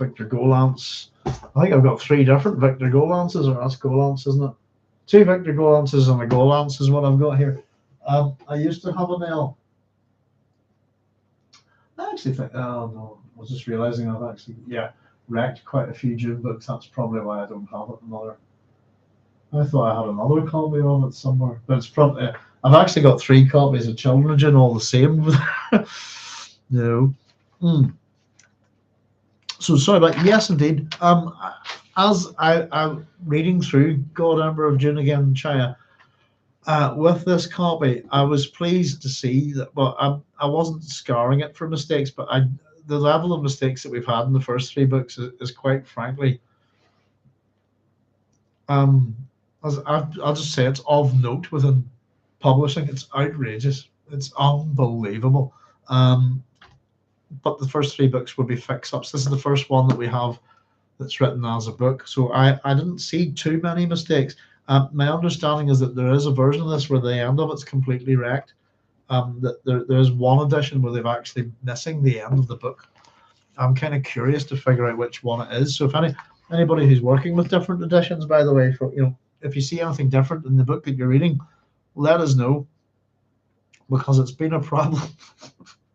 And it's actually why we're taking these books apart at such detail, as we have experienced an outrageous amount of mistakes in the books that have affected all sorts of things, meaning and all even character names, and we do our best to fix it and understand it as we go. So let's see, where do we get Cook? He's titty bread too. I've got his wee skull, one for the D wolf. SIona 2 had heard Ulot scream, then the unmistakable silence, followed by the yelping of the pack as the wolves resumed the chase. Such anger filled her that she felt she might explode with it. Ulot had been included in this venture, there's that word again, because of his analytical ability, his way of seeing a whole from only a few parts. It had been Ulot who, taking the inevitable magnifier from his kit, had examined the two strange volumes they'd found in with the Citadel's plans. Pardon me. Let me just see, did I read that right? Two strange volumes they'd found in with the Citadel's plans. Yeah. So this is the stolen journals that we're talking about again. This tells us that there's two volumes to it. And that they've been after the Citadel's plans, really, by the looks of it. And they've ended up getting these two books with it. So this is Ulot, and we're jumping back in time here, as Frank tends to do. I think it's a cipher, Ulot said.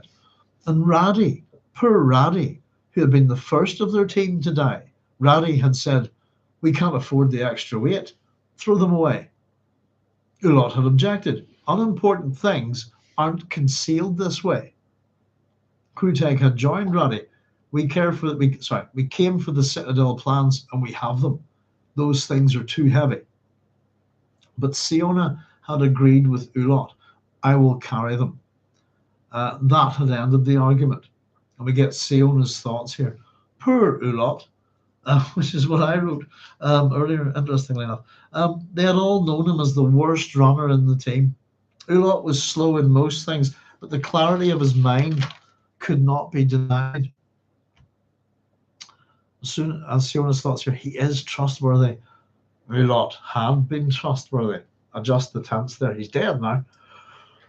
And we also get the name of someone else that's come along, Arati, who is also dead. SIona mastered her anger and used its energy to increase her pace. Trees whipped past her in the moonlight. She had entered that timeless void of the running where there was nothing else but her own movements, her own body doing what it had been conditioned to do. Here's where things go a wee bit strange here, I think. So men thought her beautiful when she ran. SIona knew this. Her long dark hair was tied tightly to keep it from whipping in the wind of her passage. She had accused Kruteg of foolishness when he had refused to copy her style. And I've written next to this, what does she mean there? Of running, and then I put or hair. And I'm actually pretty sure it's hair, tie your hair up. And her thoughts here, where is Kruteg? And here we go. I just find this is what I was pointing out about Kruteg's hair earlier. Sorry about the sweaty bum crack. So her hair was not like Kruteg's. Oh no. It was that deep brown which is sometimes confused with black, but is not truly black, not like Kruteg's at all. Could you excuse me one wee second, folks? I just need to check on my girlies.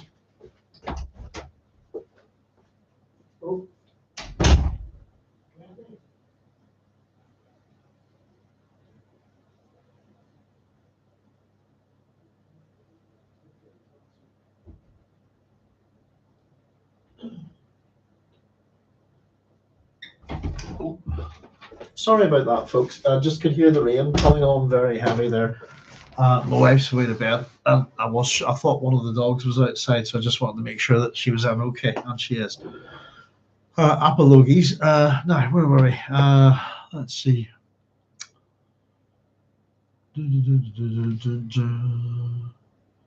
Just I have the cover with the spired dome and the progression to on. Is that one there? I really like that one. Yeah, can I get the whole picture there? I like that. Yes. I think it's not John. Who's the artist? Is it John Ch01? I know. I get them. Oh, really bad. I hate it when they don't put the name of the artist on the book.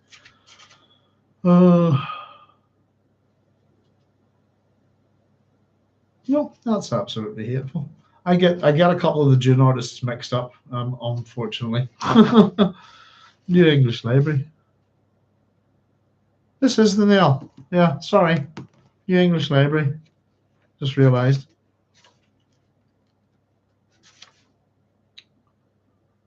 Yeah, I suppose this is the one that I really do. I've got it taped up nicely, Chaya, but I really didn't want to write on it. Let's see. 454 pages. The one I have, pretty much the same, I think. Yeah, 454. Right, let's see. So pretty lots down. We've got yes, this thing about the hair.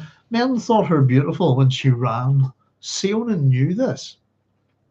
Her long dark hair was tied tightly to keep it whipping from the wind in her passage. She accused Kuitag of foolishness when he had refused to copy her style. And I put running her hair, obviously hair, I think. And her thoughts were, is Kuitag. Her hair was not like Kuitag's. It was that deep brown, which is sometimes confused with black, but is not truly black, not like Kuitag's at all. In the way genes occasionally do, her features copied those of a long dead ancestor. Gently oval and with a generous mouth, eyes of alert awareness above a small nose. Her body had grown lanky from years of running, but it sent strong sexual signals to the males around her. Sex again.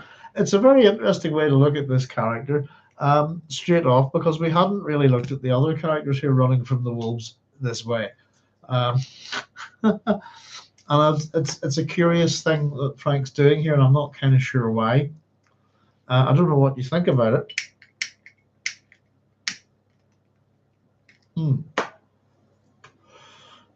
Excuse me.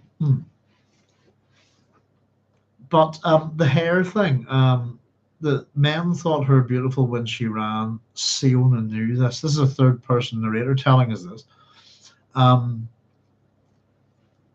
There's something, because whenever we got to Kuitag and the descriptions of his hair and stuff, it almost seemed a little bit sexualized to me.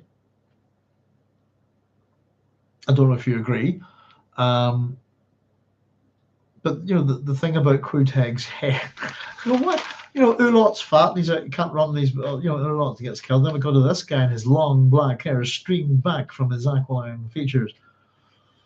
So they're all wearing black running suits, tightly knitted cotton, revealing the workings of his buttocks and stringy thighs, the deep and steady rhythm of his breathing. And it's probably because I knew what was coming ahead. It's not necessarily that much at that point, but it's this kind of comparison. And then these qualities of SIona here.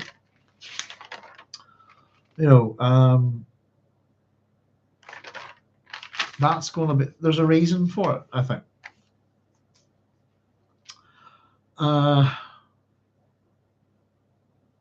Yeah, but I just thought it's a little bit strange. What's with all this? Danger. Here come the D-Wolves, but no. Men thought her beautiful when she ran. It's almost like if it was a film, you'd almost be you could do it all as fast action, then just cut to her running and going, men thought her beautiful when she ran. She knew this. She's aware of it. And as I said, I think later on we're going to have to revisit this entire chapter in terms of what happens to these people and SIona's relationship to them, And just to put it out there, the question of her manipulating these people. In other words, that's as I said, we'll have to look back from a further point in the book. But is this done with sex to get what she wants? There's people dying here to buy her time here. Maybe it's incredibly important what they're stating, but it's probably not if we think about it. So the question is strong sexual signals to the males all around her. Okay. The description of her, I don't know what you think. Gently oval with a generous mouth, eyes of alert awareness, small nose.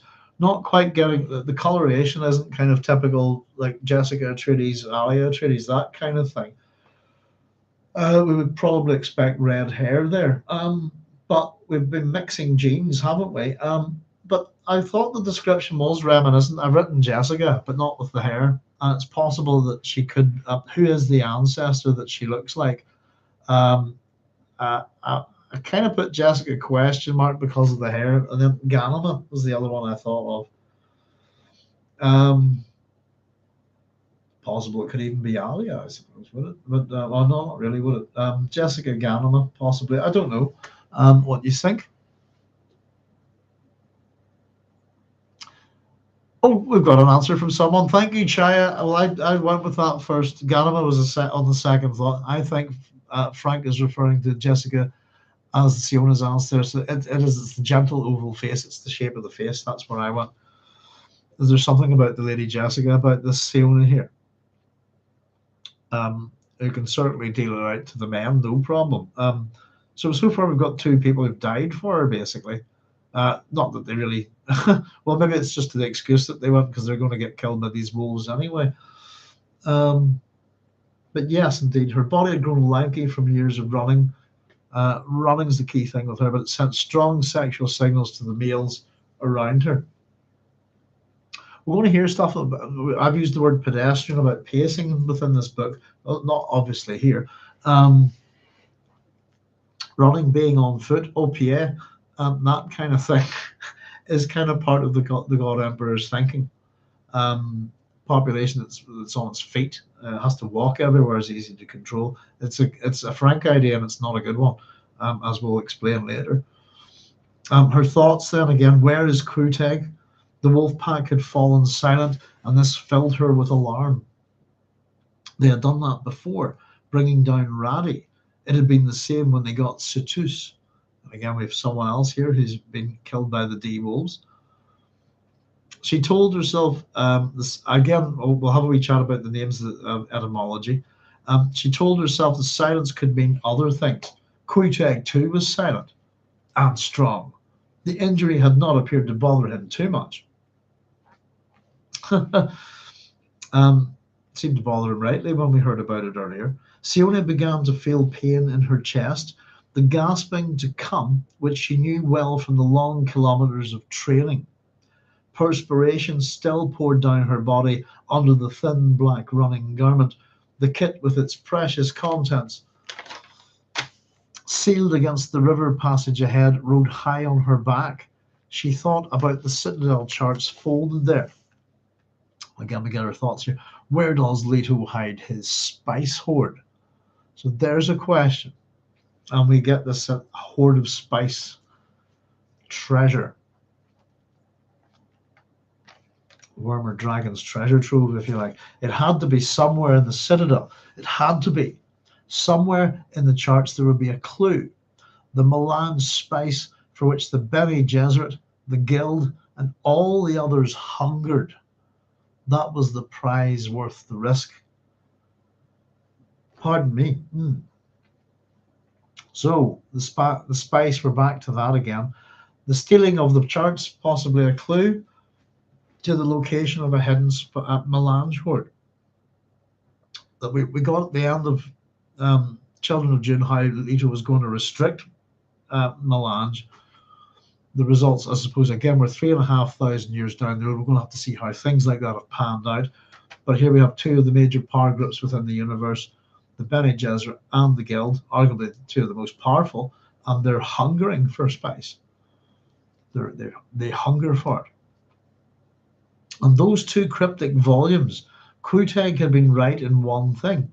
Redulian crystal paper was heavy, but she shared Ulot's excitement. Something important was concealed in those lines of cipher.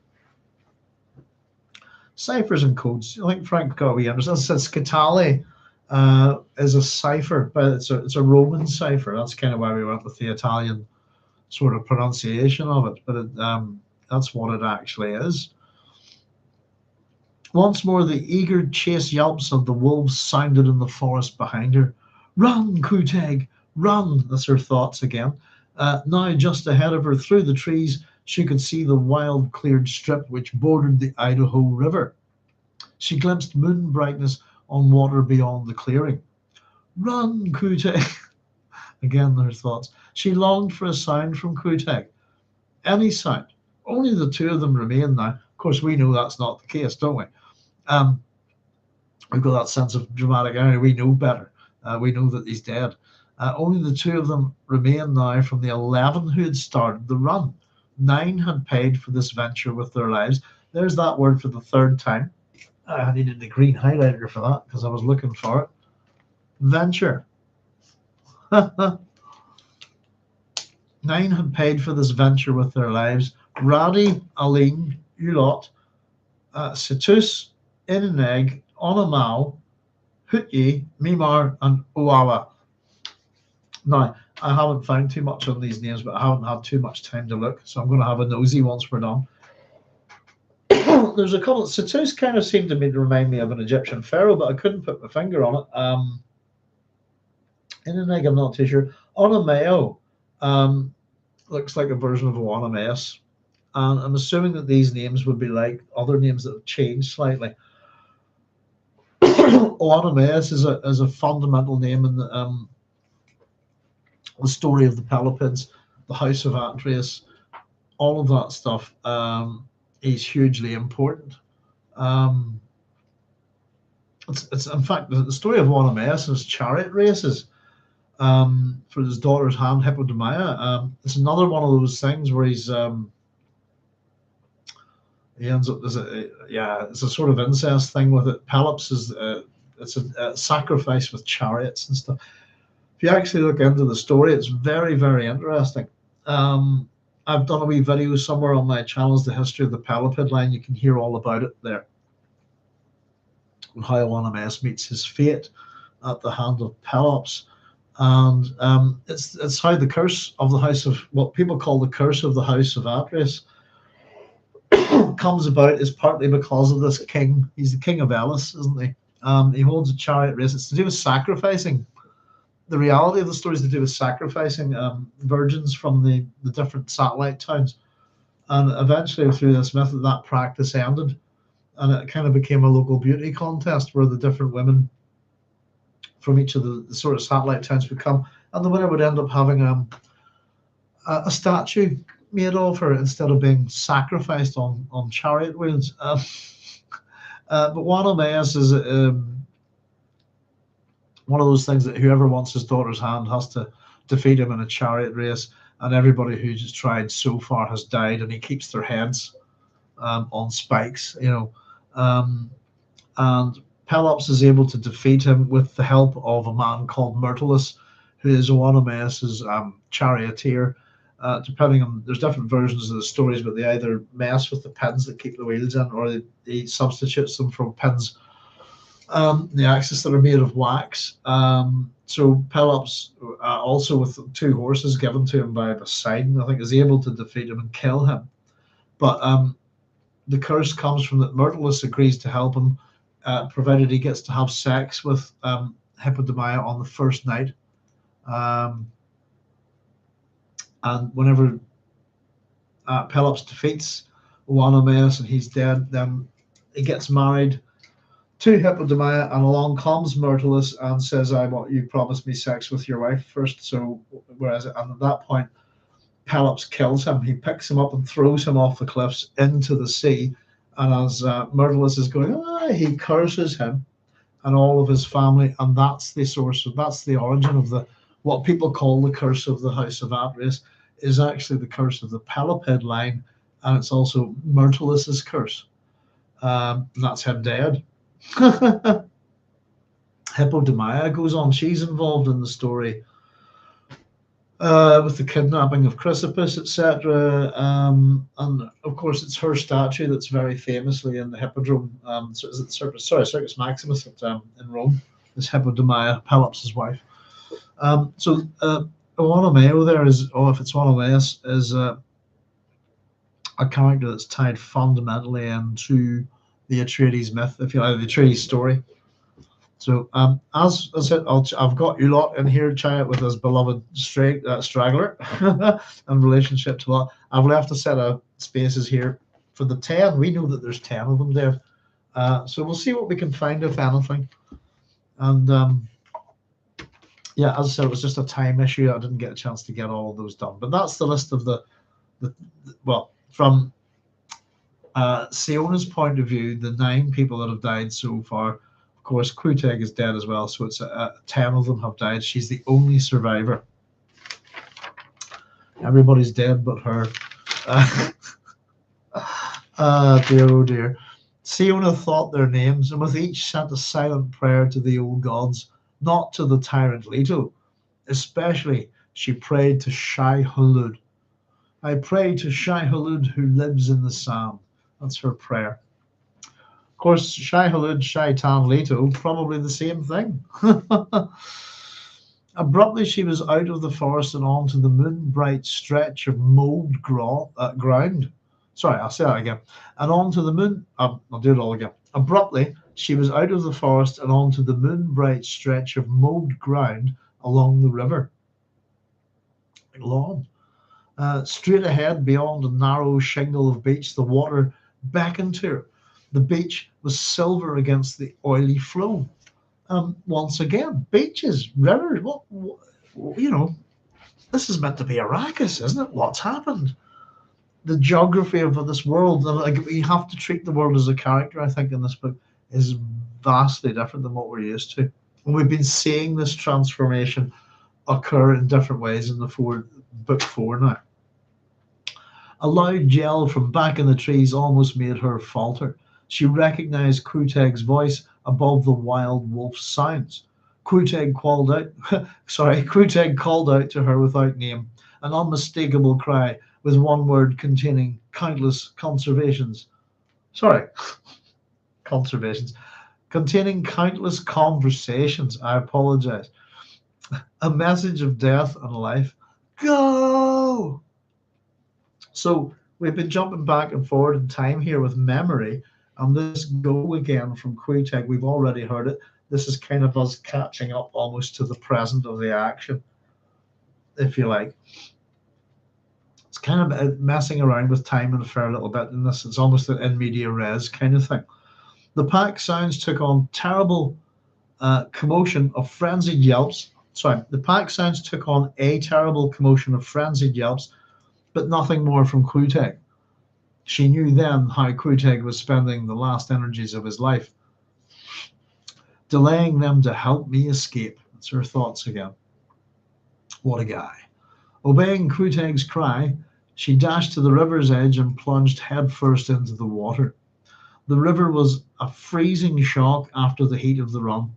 It stunned her for a moment, and she floundered outward, struggling to swim and regain her breath.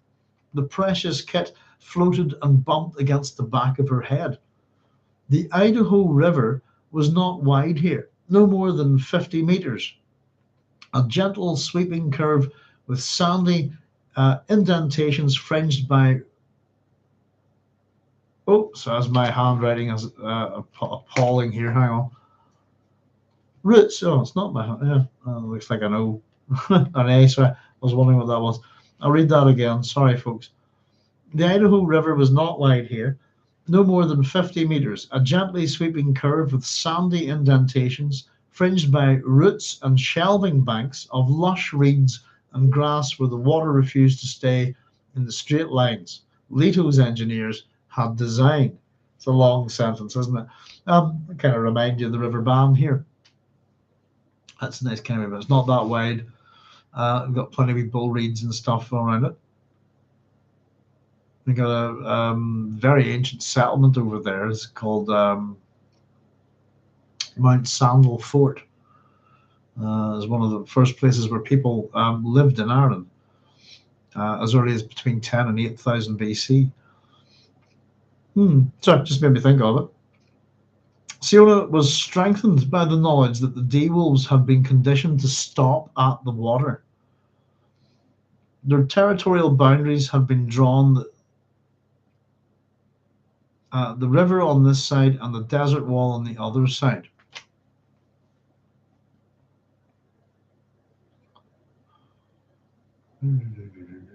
Yeah, I just missed a comma there. There we go. Still, she swam the last few meters underwater and surfaced in the shadows of a cut bank before turning and looking back. I've just sort of written here the D-wolves. It just kind of reminded me of the Nazgul a wee bit at the Fort of Bruin. They escape through water. I suppose, and water's power, if you like. Water's the various aspects of water as a force for good in the different books. Dune series being one. Lord of the Rings, water is hugely important in the fight against evil. The Nazgul get taken out by the river at Bruin. If you think about what happens to Isengard as well, that's the river that kind of takes that. So this river stops the D-wolves from they're being trained, conditioned not to cross it. The wolf pack stood ranged along the banks, all except one which had come down. Ranged against the bank, along the bank, all except one which had come down to the river's edge. It leaned forward with its 4 feet almost into the flow. She heard it whine.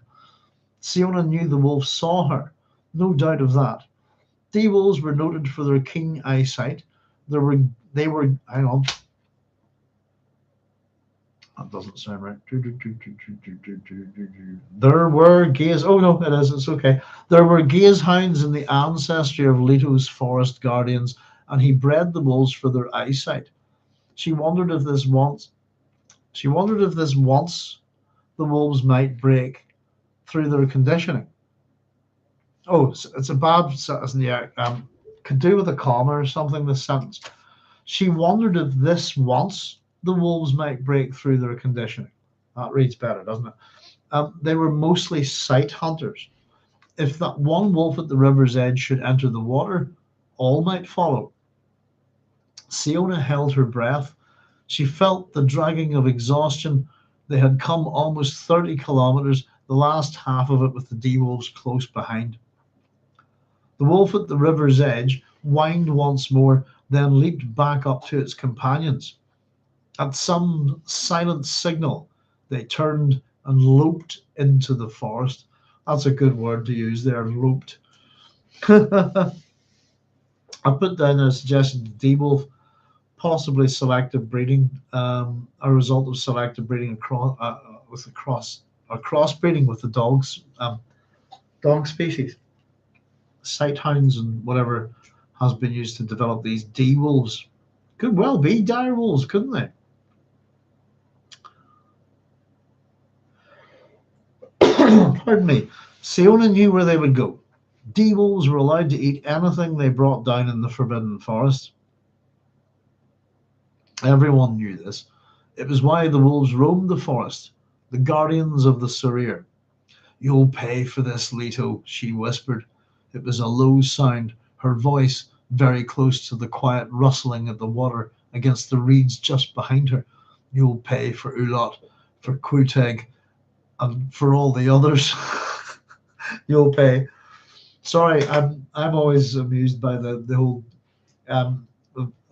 Ever since I saw the introduction of Thomas de Torquemada into the Nemesis, the Warlock studies, it was just that she knew all their names and prayed for them a second ago, and that's not what's happening here, but it just makes me laugh and think about it. You'll pay for Ulot and Quuteg and the others. You'll pay. It always reminds me of that. I will meditate upon their deaths. sometimes. It's just, yeah, whatever. Um, and again, as I said to you, we're later on in the book, we're going to have to come back and re-examine this chapter and have a look at it in terms of Siona's relationships to the men in this chapter. But you'll pay for this, Leto. You'll pay for Ulot and for Quuteg and for all the others. You'll pay. So again, we get a sense of desire to take revenge upon Leto. She pushed outward gently sorry, I'll read that again. She pushed outward gently and drifted with the current until her feet met the first shelving of a narrow beach. Slowly, her body dragged down by fatigue, she climbed from the water and paused to check that the sealed contents of her kit had remained dry. The seal was unbroken. She stared at it a moment in the moonlight, then lifted her gaze to the forest wall across the river. Get her thoughts here. The price we paid. 10 dear friends. Tears glimmered in her eyes, but she had the stuff of the ancient Fremen, and her tears were few. The venture, there's that word again, that's number 4. This is not a venture. The venture across the river directly through the forest. I'll read that again. The venture across the river directly through the forest while the wolves patrolled the northern boundaries, then across the last desert of the Sarir and over the citadel's ramparts. All of this was assuming dream proportions in her mind. Even the flight from the wolves, which she had anticipated, because it was a certainty that the Guardian pack would cross the track of the invaders and to wait and the waiting. Hang on, sorry, no, read that again. Bear with me. One word can mess you up. Across the river, right through the forest, while the wolves patrolled the northern boundaries, then across the last desert of the Sarir and over the citadel's ramparts. All of this already was assuming dream proportions in her mind. All right. There we go. Even the flight from the wolves, which she had anticipated, because it was a certainty that the Guardian pack would cross the track of the invaders and be waiting. Cross the track of the invaders. That's a B. That's what that word is, right? That's what threw me. Sorry. Threw me. There we go. Oh, you know what? Hang on. B. There we go. Not worry about it. All dream. It was the past. Now, just to let you know very quickly, if we jump to the prologue, the last bit of it was Rebeth Vreeb reading the God Ember's words. But it's the past. Don't you understand? It's only the past. And that echoes that here. It was the past. Only the past. What the heck? I escaped. It's her thoughts here. The price we paid. She paid perhaps. So I've just written there, see the end of the previous chapter, the prologue, the words there, it was the past, echoes what Leto said, or echoes Leto's words. I escaped. She stored the kit with its sealed packet and fastened it once more against her back. Again, more thoughts from her. I have broken through your defenses, Leto. SIona thought then about the cryptic volumes. She felt certain that something hidden in those lines of cipher would open the way for her revenge. More thoughts here. I will destroy you, Leto. Not we will destroy you. That was not SIona's way. She would do it herself. So it's interesting that we get her own thoughts there.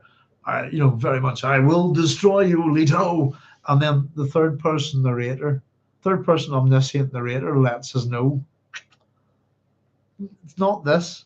By the way, it's not we will destroy, it's a personal thing here. That was not SIona's way. We're being told she would do this herself. She turned and strode toward the orchards beyond the river's mowed border. As she walked, she repeated her oath, adding to it aloud the old Fremen formula, which included her full name, SIona ibn Fuad al-Saifa Atreides. It is who curses you, Leto. You will pay. in full. And we're at the end of chapter 1, folks. Very quickly, I got a nice little, out of what they were doing, the D-wolves and so, I don't know if you can see that. There we go, there's our little map. That's what I managed to get of what they were at. Call it 30k. Now, very quickly, we would say we would leave the etymology for SIona, Ch01, and now it would be pronounced. This is the eponymous river goddess of the River Shannon in Ireland. So the name would be, as much as it's SIona, if this is the Irish name, then it's Shauna. Or like Shanna is how you would pronounce that. Believe it or not, it's not Shiona. Shanna is how it would pronounce, like Shannon. So the version of that name, I don't know if you can see it. There's a couple of others, but I've got the spelling there. All right, if you can see, add an A or extra A and an M. There's multiple spellings of this name.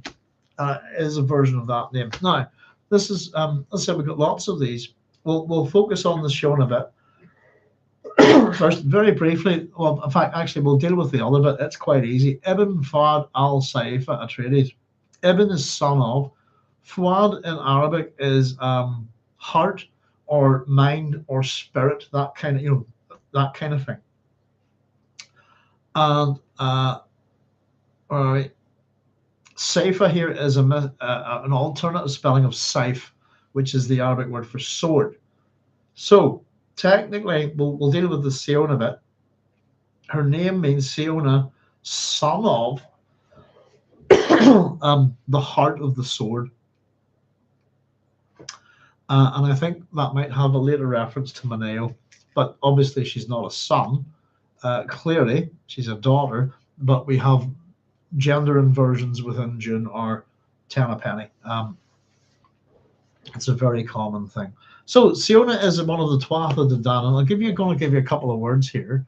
Let me see. I've bookmarked a couple of things just to explain the myth, I suppose. Now we have other meanings as well, which we'll come to.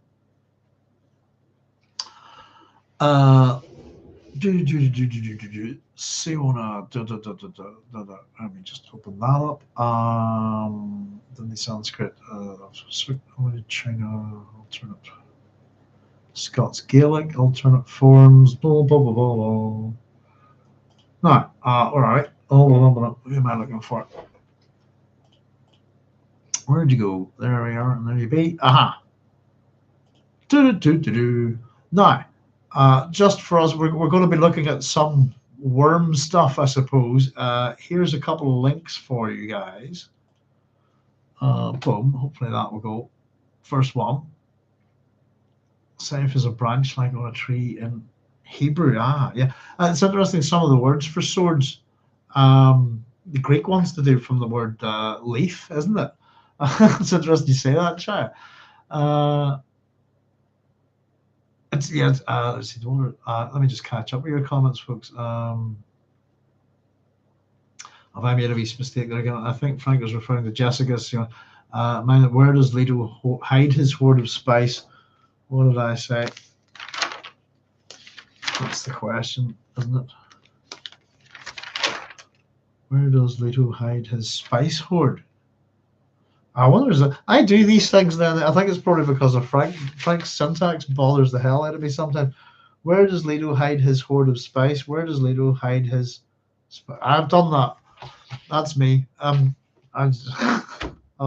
Thank you for keeping a wee eye on. Occasionally I do little things like this, but we catch them, so don't worry about it, folks. His hoard of spice is quite correct.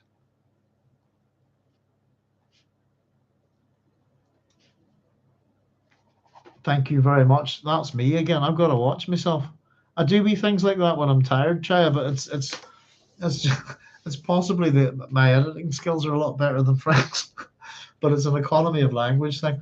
I find myself correcting little things that he does, which I shouldn't be doing at all. And it's okay. Don't worry, folks. I don't do it very often. It's a tiredness thing where I am accidentally. I'm not reading properly. or in my head, or usually actually it's got something to do with me thinking about something in my head while I'm scribbling, and I get distracted. So we've given you the link to the Olive Feast. Now, all in Irish is great. Pace is a worm, fabulous beast, monster, reptile. Just reading from Wikipedia, is a sea serpent or dragon-like monster in Irish mythology and folklore. Now, we're actually, if you have a wee look, it'll tell you a wee bit about this. I'm going to open this one up here on the River Shannon.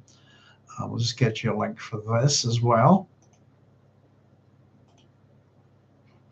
I think river goddesses, river deities, and that kind of thing, pretty fascinating. There's tons of them in Greek mythology. There we go. That's a couple of links for you to look at. Now, just so in relation to, so this, as I said, SIona's name here could be pronounced Shiona, or sorry, Shanna, with relation to Shannon. Now, very quickly, the Olive Feast here, we'll just read this to you, because we've got the Shamir, isn't it, as well, from the worm thing that's used to help build the Temple of Solomon. That we'll have to have a wee. We're going to look at all sorts of weird and interesting stories as we get through this book. So it's a sea serpent or dragon-like monster in Irish mythology and folklore. We have worms in our myths and stuff, and a worm in that sense is a dragon basically without legs or wings, if you like. Occasionally they will have wings too. So it's a sea serpent or dragon-like monster in Irish mythology and folklore. They're believed to inhabit many lakes and rivers in Ireland, and there are many legends of saints and heroes fighting them. In one story, an olive feast cuts the route of the river Shannon when it hears that St. Patrick has come to drive out it and its kind. In a comic addition to the story, the monster swallows a drunken piper named O'Rourke. The piper is either unaware of his predicament or is completely unperturbed and continues to play inside the olive feast's stomach. The monster becomes so annoyed with O'Rourke's music that it coughs him up and spits him out. It is believed that by Chris Kearney that this story and one involving Carnach helped influence and inspire the legend of the Loch Ness Monster. Other stories of the Olive Feast exist. One has a girl named Shannon, the granddaughter of Manon MacLear. Now that's who we're talking about here. Angered the salmon of knowledge by throwing stones at it. In revenge, the fish summons and asks an Olive Feast to attack the girl, which it does and ultimately ends up killing her. So Manon MacLear, the Isle of Man is named after him. Manon's the Irish god of the sea, is the son of Lear. Lear, in this case, is the same as the King Lear from the Shakespeare play, who is an Irish king. That's there because of the British king list, and there are stories associated with him, but he's very much an Irish mythological figure. Both of them are. Now, in Irish folklore, Carnach, sometimes called is an olive feast said to be the mother of demons, who was banished by St. Patrick to Loch Derg in Donegal, Ulster. According to earlier legends, Finn McCool and the Fianna are asked to slay a hag in the Loch Derg region. The hag is shot and killed from far away, and her body is lost as a result. When the Fianna find her corpse, they are warned to not break its thigh bone, lest a dangerous monster be released. A man named Conan breaks the bone nevertheless and releases a small hairy worm. The worm, named Carnach, quickly grows into a large monster which attempts to eat all the cattle in the land. The people of Ulster blame Conan for the deaths of their cattle. Enraged, Conan stabs the monster from within its mouth. Loch Derg is named after its red rocks, which are said to have been dyed by Carnach's blood. I might be mispronouncing that worm's name. In more Christianized version of the story, St. Patrick slays the monster after being told about it. Its blood dyes the lake red, and in some tales, St. Patrick declares that the lake should be called Loch Derg as a result. In some variants of the tale, St. Patrick fails to kill the monster, and it lives on in Loch Derg to this day as a result. Now, that's an example of the Olive Feast there. And St. Patrick, the snakes that St. Patrick removed from Ireland, there are no snakes in Ireland, as I'm sure you all know, and there never were. The snakes he's talking about are worshippers of a worm god. Crom, as you will know, is Conan's god from the works of Robert E. Howard. And it's Crom Croch is our serpent god here. It's a worm. for that sense. It's also the crooked man. Um, it's a very interesting thing to look at. I'll maybe see if I can get some extra stuff on it. We found our holly up near Castle Crom on a crossroads. Oh goodness! If you know Irish mythology, there's when our dog walked out in front of us at that crossroads, there's no way on this earth that we could have left her there, even if you're not even. I suppose if you're even slightly superstitious, doing harm to a dog at a crossroads, refusing it food, this kind of thing, is just very bad. It's geese, it's taboo, and that's why we have a dog called Holly Holiday, just down from Balik Pottery, and they're the little castle and wolfhound dogs and stuff like that. Dogs are a big part of Irish mythology, huge part. We like dogs in this country, hounds, hounds of Ulster. Yeah, sorry. So where were we? Very quickly then. The River Shannon, by the way, folks, you can see it on Wikipedia there, is a major river on the island of Ireland, and is the longest river in the British Isles. Drains the Shannon River Basin, which is an area of 19,600 square kilometres. Now, you can read all about it there. Where are we? Etymology and folklore on the same Wikipedia page. Pardon me. According to Irish mythology, the river was named after a woman, in many sources a member of the Tuatha De Danann, named Shannon. Older spelling forms include Shannon or Shannon, and the granddaughter of Manon MacLear. She went to Connla's well to find wisdom, despite having been warned not to approach it. In some sources, she, like Finn McCool, caught and ate the salmon of wisdom who swam there, becoming the wisest being on earth. In others, she merely drank from the well. At any rate, the waters of the well were said to have burst forth, drowning Shannon and carrying her out to sea. Notably, a similar tale is told of Boyne and the River Boyne, and it's said that Shannon thus became the goddess of the river. Patricia Monaghan notes that the drowning of a goddess in a river is common in Irish mythology. I want you to think about that. And remember that we invert things in the Dune universe, the drowning of a god in a river. So the drowning of a goddess in a river is common in Irish mythology and typically represents the dissolving of her divine power into the water, which then gives life to the land. A small myth about Shannon tells that the legendary hunter-warrior Finn McCool was attacked by a number of other warriors at Ballyleague near North Loch Ray. It is said that when Finn was near to defeat, Shannon rescued him, and he arrived at the stone of Shannon, threw the stone, and the warriors were immediately killed. It further says that Finn was afraid of the power of the stone and threw it into the river, where it remains at a low ford, and that if a woman named Bethune finds it, then the world's end is near.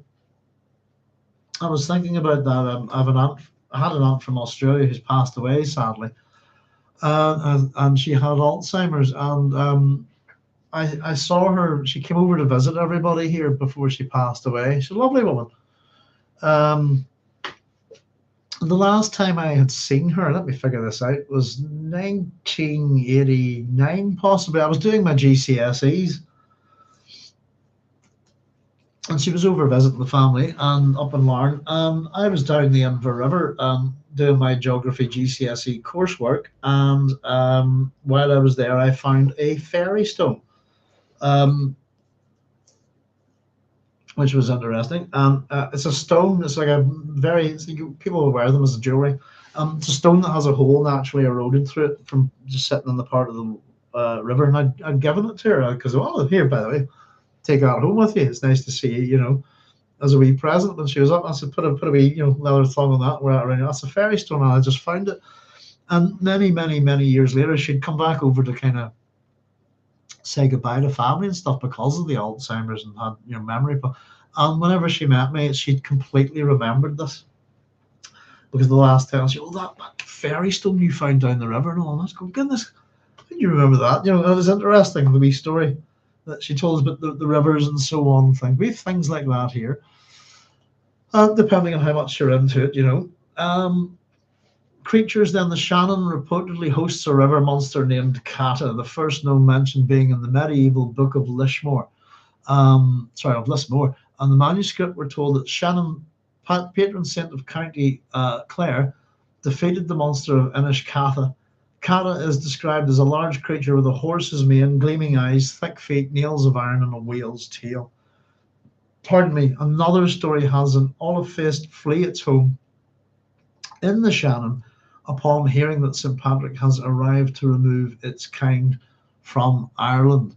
So there we go, folks. Now, there's other meaning to SIona, and I will also investigate that for next time. But that was a fair wee bit of kind of looking up and stuff to do, and I'll see if I can find anything more. But in relation to worm gods, we have them. If you want to know what sort of people worship worms, we used to.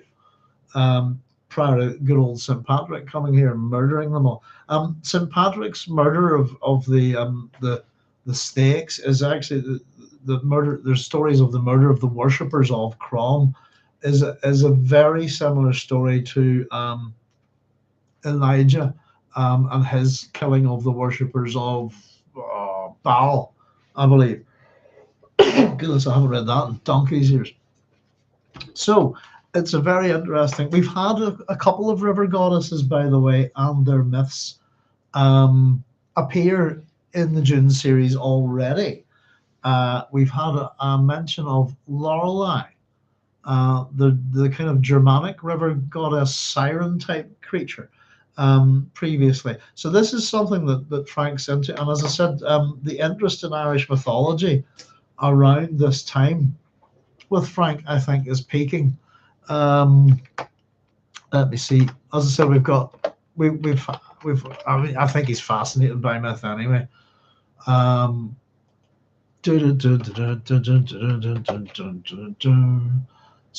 Dune, as I said, we have stuff that appears in the White Plague. Really, that, as I said, I was kind of making some connections to it with the God Emperor of Dune, but it's actually really with Children of Dune, which is out prior to that. So then we have God Emperor of Dune in 81. This is books 81, and the White Plague will follow this book in 1982. There's Irish mythology stuff here. That's, again, stuff from other of Frank's books in the White Plague. We're really going to have to take a look at it, aren't we, at some point, you know?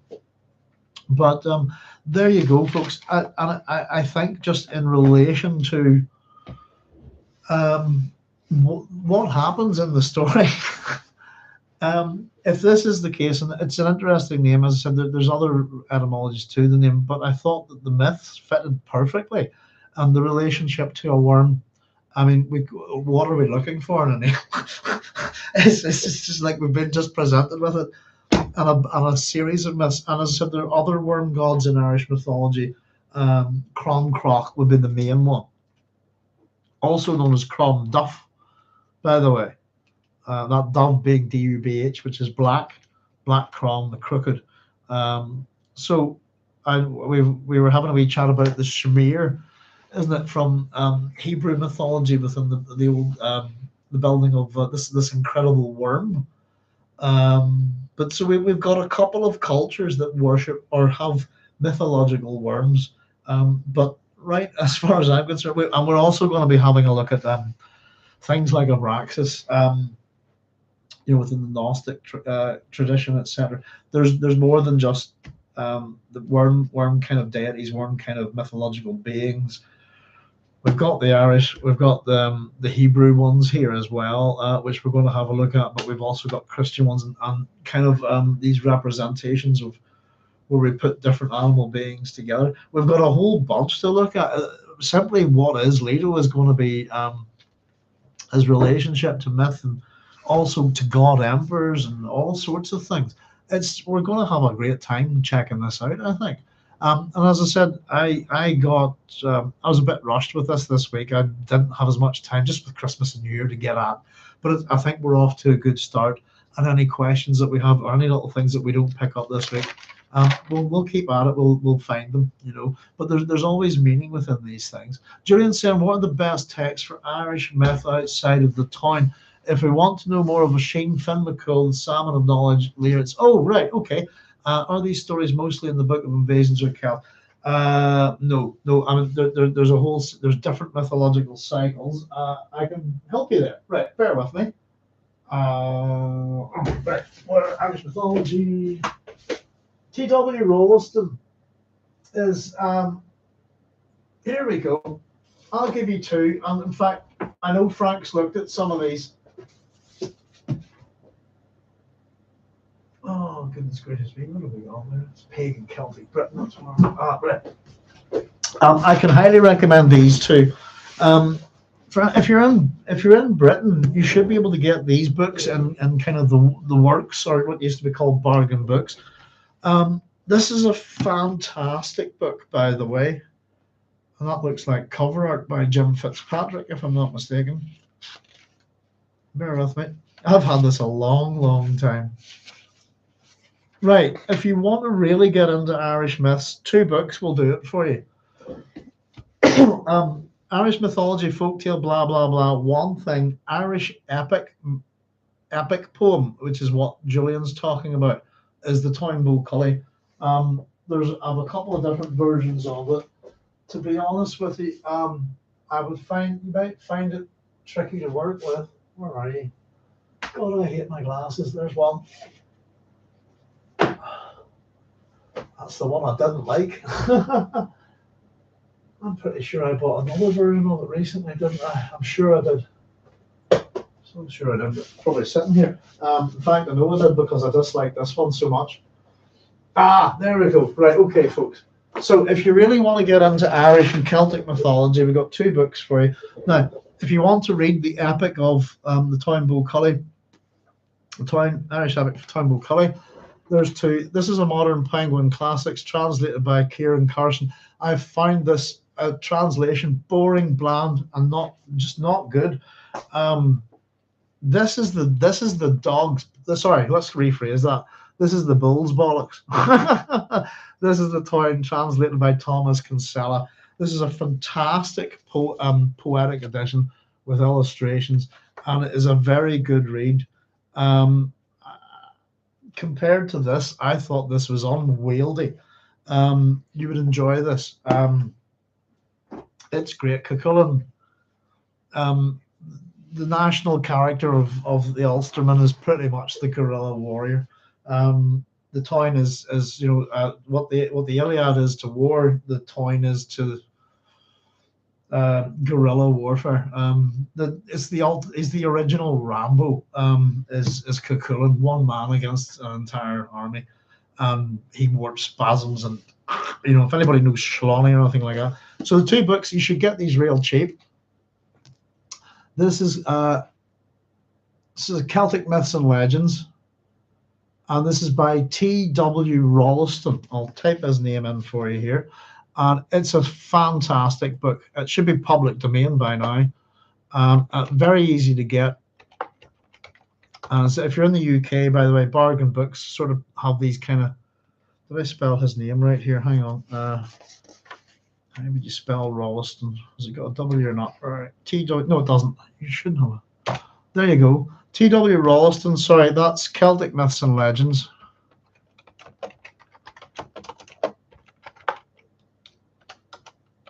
There we go. And then I suppose, now she would be part of the Irish Literary Revival and all this stuff, quite famous, is Lady Gregory. Oh, goodness, look at my coffee stains. If I've worked on a book well, it's got a coffee on. Lady Gregory's Complete Irish Mythology. This book here cost me £12. And again, between the two of them, I'll just put that in for you as well. They're quite completist in many ways. If you, there's tons of stuff in them. Gregory's Complete Irish Mythology. There you go. One's more Celtic, by the way. So Rolliston's has. Oh, good. I mean, it's fantastic. Rolliston's got really some interesting things in it. By the way, illustrations and so on, with a little hint of a little bit of archaeology in it, and some rather good paintings and so on. Who's it illustrated by? But Rolliston's book's an old one. Let me see. This is published by Senate here. And it's excellent, by the way. I love this book. I've read it many times. You can see it's highlighted and stuff. No, I'm not seeing a publishing date on that. I hate that when books do that. There you go. It's at the back. This edition published by for first time. That's disgusting. I hate that. There's no first published. This edition. Let me see. Bear with me a second. Those two books would give you a hell of a lot on Irish mythology, folklore, different stories, etc. I don't know if anybody's really written the definitive book yet or not. I'm pretty sure it's an old book. There he is. Yeah, he died 1920, didn't he? Thomas William Hazen Rolleston, Irish writer, literary figure, and translator, known as a poet, but publishing over a wide range of literary and political topics. Lived in Kilkenny and County Dublin. Let's see. Works Celtic Myths and Legends, also entitled Myths and Legends of the Celtic Race, 1911, reprinted 1917, 1990. The Illustrated Guide to Celtic Mythology, based on Myths and Legends. Yeah, reprint. That's probably the one I've got. They're great books. They're I don't know what I paid for that, but I'm pretty sure it wasn't. Well, I would have happily paid 12 quid for that. Cursing of Time. It's got all sorts, but it includes Welsh and Scots and Irish mythological cycles. There's the invasion myths there. Cycles of the Irish legend, mythological cycle, Book of Invasions, the Ulster cycle, and the Conorian cycle, the Oceanic Athenian cycle. So we've got cycles, if you like, and within them are different stories and different myths. So they're not all people hanging around at the same time, if you kind of see what I mean. Stories of Finn McColl, that's the Fenian cycle. Cuchulainn is the hero of the Toynbee Cully. Book of Invasions is a great read. For anybody who's interested, we've got a very good Celtic artist. I'm pretty sure that's his work there. But in fact, maybe it's not. No, it's not. It's called Jim Fitzpatrick. Julian, you can get an illustrated copy of the Book of Invasions. It's illustrated by him. And he's an incredible Celtic artist, he uses knotworks and stuff like that. But there we go, folks. I hope that's not a bad start to the book club. And I'll see what else we can find on Shanna. But as I said, if that's the case, we're not pronouncing her name correctly. It's Shanna. And that's who she is, an Irish river goddess fundamentally associated with what we call an oleotheist, which is a big worm. And if we take the inversion, the drowning of the worm and the releasing of the I think it's very much what we're looking for here, just in relation to how Frank works. But there's definitely, as much as we've been talking about a lot of the mythologies that we've looked at, religions and mythologies, we've been all over the place and all over the planet. We're heavily invested with myths of the South and Mesoamerica recently, with Children of Dune. We've had the Greek myths, the Romans, we've got Arabic stuff, we've got Jewish stuff, we've got all sorts, we've got Buddhist stories. We've had, not too long back, if you don't remember, in Children of Dune, I think it was, that we had a mention of another river goddess, Lorelei. We've had Mesopotamian, Sumerian. We're going all over the place with mythology, but as I said, I've always kind of found a bit of it was more in God Emperor than anything else, a suggestion of Ireland here. And there we go. So very much an Arabic sounding name in the middle. We've got Shanna, if you want, Ibn Fawd al-Saif Atreides, Irish, what looks like Arabic and Greek, all in one name, which is a very interesting thing. But yes, indeed, check out, folks. I love stories like that. River nymphs, river deities, river goddesses, whatever you want to call them. There are absolutely tons of stories about them in mythology. The Greeks have loads.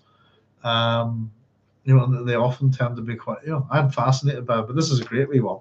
I said not too long ago we had Frank using a Germanic river goddess, the Lorelei myth, which is quite interesting. And I never knew about that one when we read about it and checked it out. I went, you know, so there we go. So I hope that's of some use, folks. Well, there we go. Chapter 1, we've been at it for 3 hours and 12 minutes. Sorry we got cut off a couple of times there. I think everything should be okay. As I said, if anybody's always got questions or has any wee suggestions about words or anything that, like, you know, that I don't find, I miss things occasionally. I make wee bits of mistakes because I write all this out by hand. And I now know why my eyes are getting tired. It's my, it's my glasses. Let us know. And again, if anybody's got any wee questions or observations, if we missed something in a particular chapter, and you can bring it up next week, or hey, did you notice this thing? We leave little gaps and places, a thing within the notebooks to actually fill in stuff if we can't find it. But I thought this was a great start to the book. Two very different things with the archaeological kind of presentation of the prologue, straight into a bit of action here. And this isn't there is action in this book, but I think it's not quite the same. God Emperor is a different animal than the other Dune books, I think. Dune and Children of Dune share a lot of the qualities of that great adventure novel, if you like. Dune Messiah is a very very much a political intrigue, but very Byzantine. God Emperor of Dune is a bit different. I suppose I'll have to kind of mull upon it a little bit to kind of really think what kind of book it is. It's very unique, I think, amongst science fiction, and I love the fact that we're being teased about Leto here, and that we're not going to actually get to see, you know, our hero from the previous book, what's happened to him for another 3 chapters, you know. But there we go, folks. It's a bit late. Happy New Year to you all. It's now the 2nd of January 2026. Julian, I look forward to having a chat with you later on today at 5:30 p.m. GMT with your set. So look forward to that, mate. And anybody else, by the way, if anybody ever wants to have a wee natter with me, chuck me an email. It's sciencefictionstation@gmail.com. And we're hoping to be rolling out a whole bunch of things this year. But we're going to be here every Thursday with a new chapter of God Emperor of Dune as we work through year 4 of our Dune series book club. It's a big thing. But thank you, by the way, everybody, for all your contributions and for helping me out and keeping me right. And it's very much a group effort, you know. Julian said, thank you, Doc. Great to have you back. Delighted to talk Dune and Ireland in the same pot. Cheers, everybody. See you all next week. Happy New Year. Shlangofa. Take it easy, Daniel. No worries, folks. Listen, yeah, Happy New Year. Shalanta, as we say. Cheers to you all. And I'll call that a night, actually. So we'll just say, look after yourselves, take it easy. All the best for 2026. And you can join me next week at 10 o'clock, Thursday, 10 p.m. GMT, here on YouTube at Doc Sloan Science Fiction Station for Chapter 2 of God Emperor of Dune, as we pick this book apart in delicious detail. Looking forward to it. So thank you, everybody, as always. And take it easy, look after yourselves, and I'll see you real soon. All the best. Bye-bye.